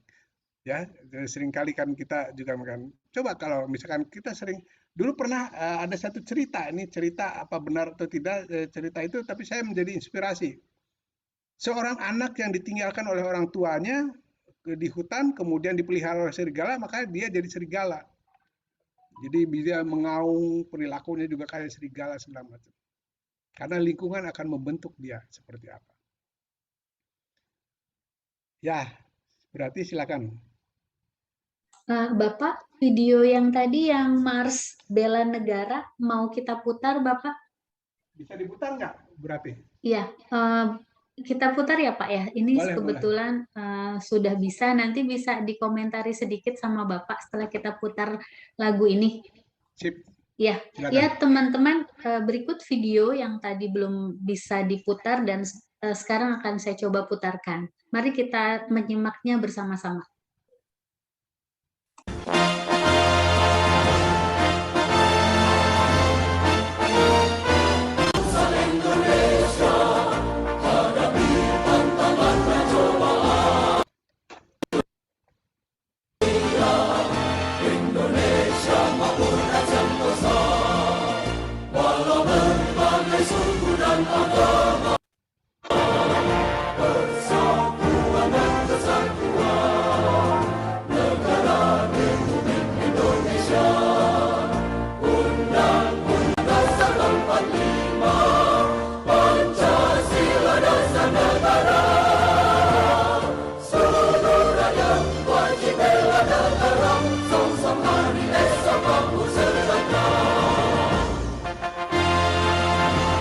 Itu ya, tadi agak putus-putus, tapi intinya adalah isi lagu itu sangat memacu semangat kita sebagai warga negara Indonesia ya Pak, untuk selalu menumbuhkan rasa cinta tanah air. Nah, terkait video ini Pak, bisa diberikan beberapa clue-clue untuk teman-teman mahasiswa di sini Pak? Ya, kita itu adalah satu bangsa Indonesia yang diikat dalam ukhuwah watoniyah. Ada ukhuwah watoniyah, ada ukhuwah insaniyah, ada ukhuwah diniyah, dan ada ukhuwah badaniyah. Ya. Jadi saya mengatakan bahwa kita tidak bisa berjuang sendiri-sendiri yang tidak sesuai dengan tujuan nasional. Tujuan nasional bangsa kita adalah untuk membangun masyarakat yang adil dan makmur berdasarkan Pancasila. Dan yang terutama adalah bahwa yang pertama, negara hendaknya melindungi segenap dan seluruh tumpah darah Indonesia, kemudian memajukan kesejahteraan umum, mencerdaskan kehidupan bangsa, dan ikut serta melaksanakan ketertiban dunia. Itu sebetulnya yang disebut dengan catur embanan. Nah, kita dalam rangka membangun diri kita, bagaimana supaya kita bisa eksis, ya, menjadi orang yang bisa berkiprah, berkontribusi, berkarya, berinovasi untuk NKRI ini, apa yang harus kita lakukan? Ya, tidak semata-mata bahwa kampus ini hanya untuk menjadi orang kutu buku, belajar, karena di lapangan di sana kecerdasan otak itu hanya sedikit atau sebagian kecil dari kontribusi kita untuk membangun negara itu. Tapi yang lebih diutamakan itu adalah karakter. Bukan berarti bahwa ilmu pengetahuan yang tidak penting. Bahwa apa yang Anda dapatkan di dalam kampus ini mungkin Anda dapatkan di luar kampus lebih banyak. Lebih banyak. Karena sebetulnya dengan Merdeka Belajar dan Kampus Merdeka, Anda dimungkinkan untuk belajar ilmu-ilmu yang lainnya. Itu yang pertama. Yang kedua, makna daripada Mars Bela Negara itu adalah bahwa dalam keragaman kita, perbedaan suku, agama, ras, dan lain-lain, dan mungkin tentang budaya, tetap kita sebagai bangsa Indonesia yang harus mengedepankan kepentingan umum di atas kepentingan pribadi maupun golongan. Ya, kepentingan umum di atas kepentingan pribadi dan golongan itu. Yang ketiga, ada satu motivasi kita, semangat dan rasa optimis kita untuk membangun negeri yang lebih baik. Yang lebih baik. Ya. Artinya bahwa apa? Ada ungkapan yang begini. Bu Rati, mungkin kalau Anda mahasiswa masuk ke Kota Bogor, selalu di Lawang 9 itu dekat Tugu Kujang itu, di Nukiwari ngancik Mubihari. Sejak ayeuna sampureun jaga, coba siapa yang bisa itu ya. Jadi masa kini itu ada karena masa lalu. Apa yang akan kita lakukan sekarang itu akan untuk dijemput masa yang akan datang. Kalau di Jepang itu di Museum Toyota itu ada yang tulisan kayak gini, now for tomorrow. Now for tomorrow. Hari ini untuk hari esok. Jadi apa yang kita lakukan adalah untuk menjelang hari esok yang lebih baik. Ada ungkapan dari Rasulullah, hadis Nabi yang mengatakan hari ini harus lebih baik daripada hari kemarin. Ya, hari ini harus lebih baik dari hari kemarin.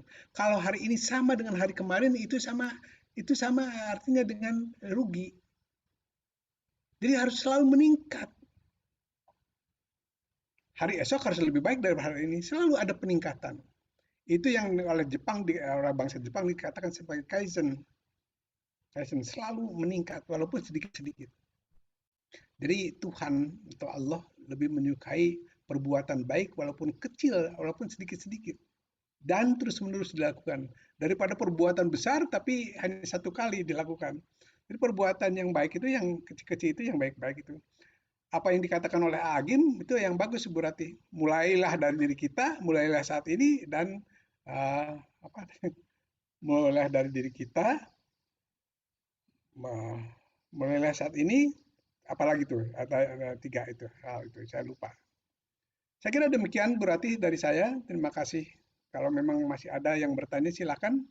Iya, Pak, ini masih ada pertanyaan, Pak. Hmm. Jadi karena materi Bapak menarik, jadi jangan salahkan peserta yang banyak bertanya ya, Pak. Oh bagus, itu bagus. Saya luar biasa. Saya optimis masa depan bangsa ini lebih baik dari generasi-generasi yang memang masuk ke Beras Pakuan ini.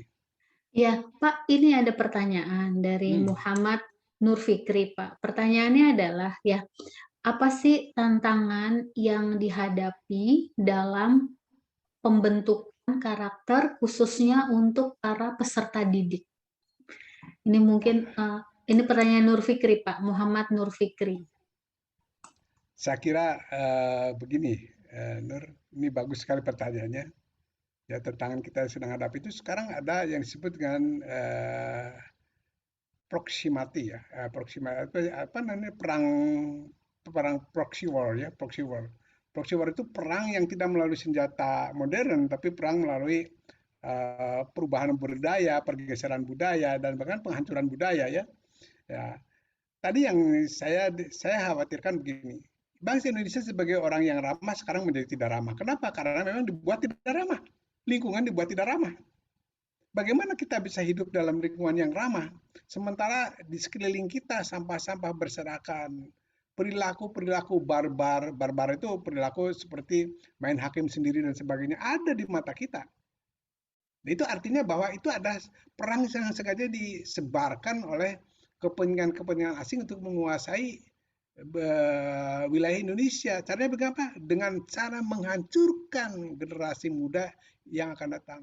Maka ada yang mengatakan begini, kalau ingin menghancurkan negara, sebuah negara, hancurkanlah generasi mudanya. Itu yang saya selaku orang tua yang mengkhawatirkan masa depan, apakah Indonesia NKRI ini masih ada nanti ketika saya sudah tidak ada gitu ya, atau ketika udah beberapa puluh tahun lagi ternyata sudah ada dalam catatan seperti negara kerajaan Mataram, kerajaan Sriwijaya yang hanya ada dalam catatan sejarah. Itu yang selalu dikhawatirkan oleh saya terutama sebagai orang tua. Jadi saya minta kepada siapa tadi Fikri ya, saya sampaikan bahwa kita harus memperkuat diri kita untuk masa depan kita yang lebih baik. Saya kira demikian, Bu Rati. Iya Bapak, terima kasih Bapak. Ya, saya memberi kesempatan satu teman lagi untuk bertanya langsung, silakan. Siapa yang akan bertanya? Ini pertanyaan terakhir teman-teman sebelum saya tutup kuliah umum kita hari ini. Silakan, ada yang mau bertanya? Satu lagi tidak ada, kalau gitu di chat coba lihat ya, di chat. Iya. Ini Nur Fikri ya barusan ya. Oke, nah, dalam pembentukan karakter itu sekarang ada yang memang merusak karakter bangsa, karakter generasi mudanya supaya bisa menguasai negara ini. Iya, apa Pak, contohnya Pak itu Saudara Nur Fikri, contohnya seperti narkoba, seks bebas, intoleransi dan seterusnya itu disebarkan kepada generasi-generasi muda. Ya silakan Bu Rati. Pertanyaan Pak dari Abraham Pak. Pertanyaan Abraham begini Pak.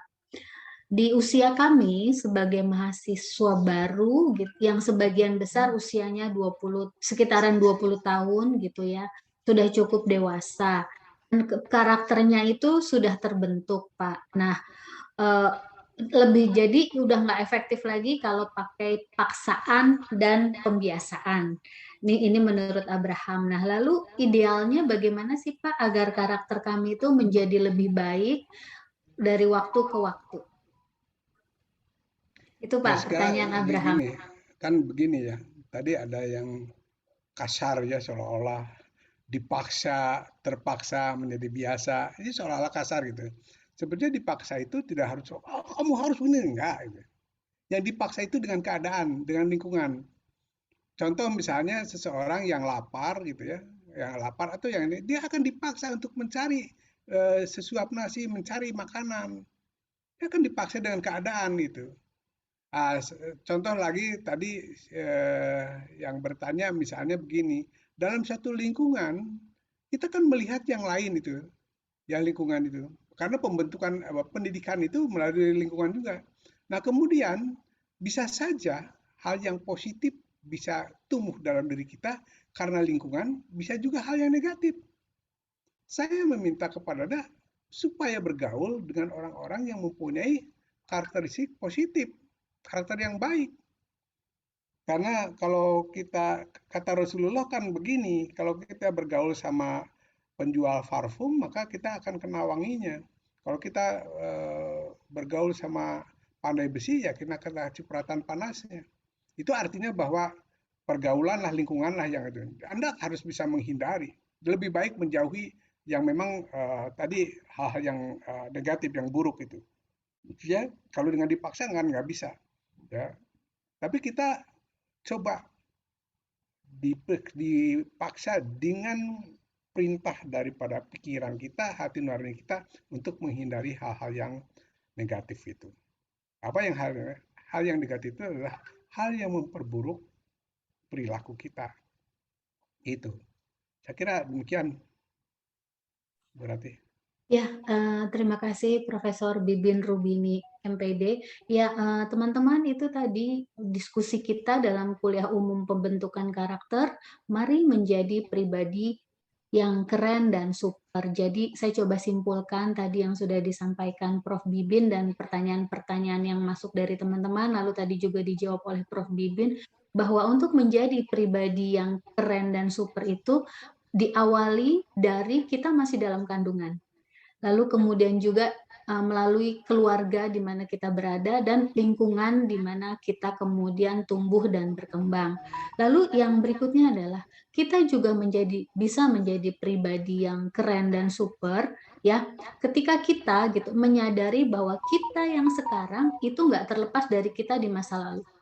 Masa lalu yang menurut kita masih negatif itu harus kita kemudian perbaiki di masa kini dengan pemikiran, kata-kata, dan sikap yang positif. Jadi, mari teman-teman kita menjadi pribadi yang keren dan super dan selalu bangga menjadi bangsa Indonesia karena negara kita adalah negara besar yang di dalamnya pluralisme itu bisa kita sikapi secara bijaksana dan kita kemudian juga jangan mudah untuk terpengaruh dengan organisasi-organisasi yang negatif sehingga itu akan menjadikan kita pribadi yang negatif juga. Ya, demikian dari saya, Rati Siti Aminah yang memandu kuliah umum hari ini. Untuk selanjutnya saya serahkan pada pembawa acara Derani Senjahayati. Silakan Rani. Iya, terima kasih kepada Ibu Rati. Sebelumnya saya minta maaf kalau di awal saya terkendala jaringan. Untuk Bapak Profesor Dr. Bibin Rubini, atas materinya yang telah diberikan, semoga bisa memberikan kita sebuah pembelajaran dan manfaat. Nah, untuk selanjutnya, ini ada penyerahan sertifikat secara virtual untuk pembicara kita di hari ini.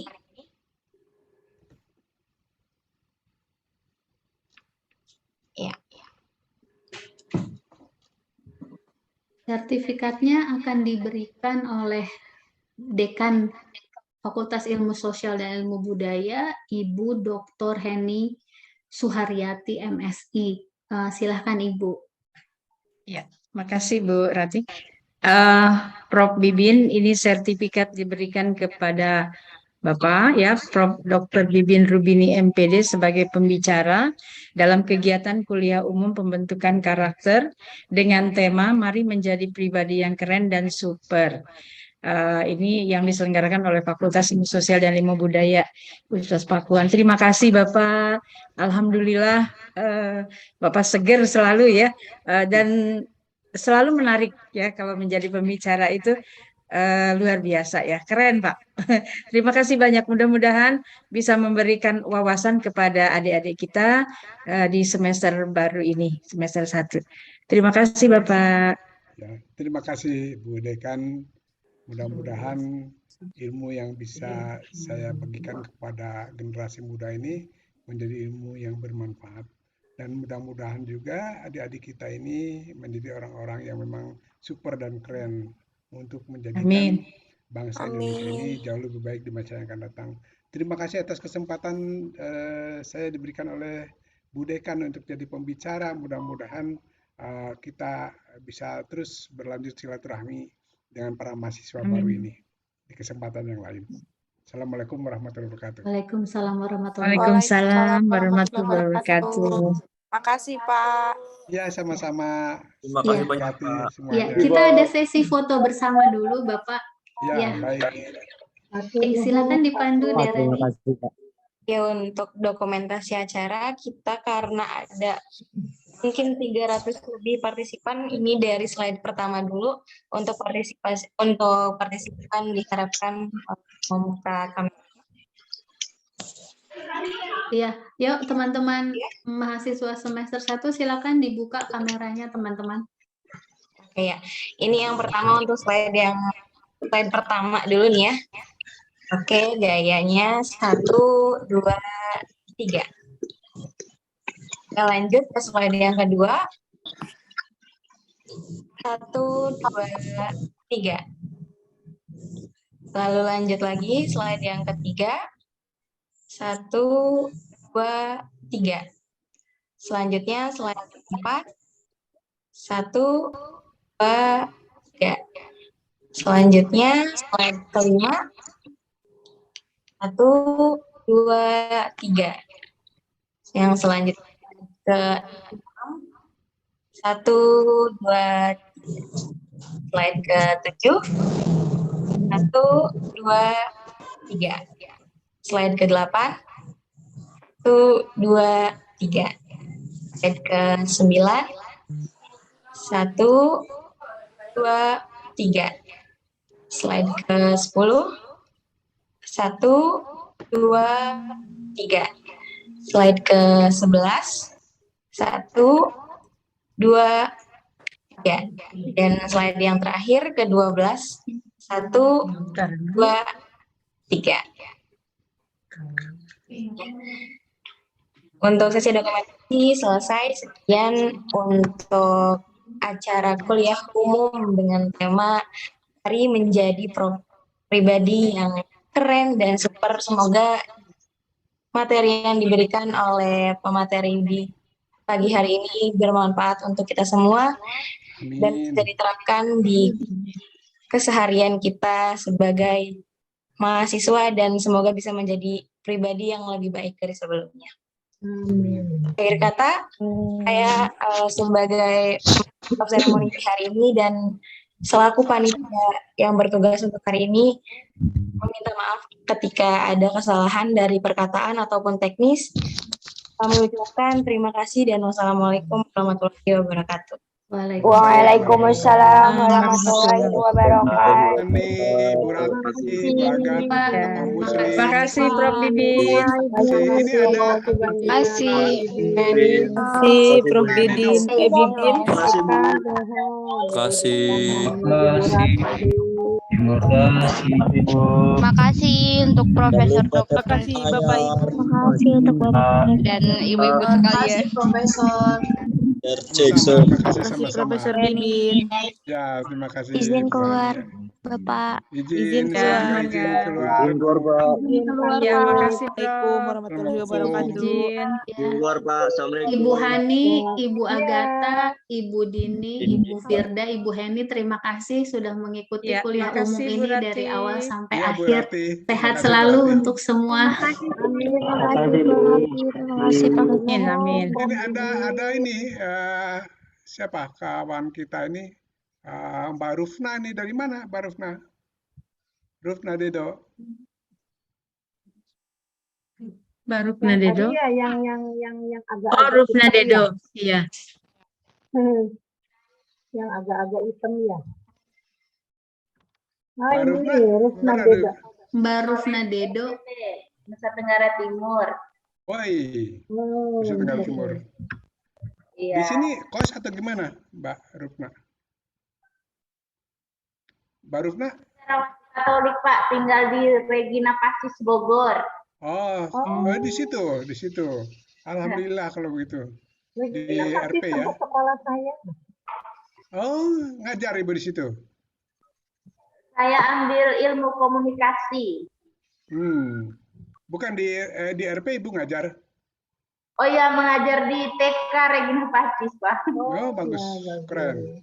Selamat Bu Rufna. Dari NTT ya, Nusa Tenggara Timur. Dari mana? Dari Kabupaten Ngada. Oh iya. Selamat, terima kasih bisa bergabung dengan Unpak. Makasih semuanya. Salam. Ya Bapak. Ya, makasih Prof. Ya Bu Hani, Bu Heni. Iya, mangga. Ada Bu Hani, ada Bu Heni, ada Bu Rati.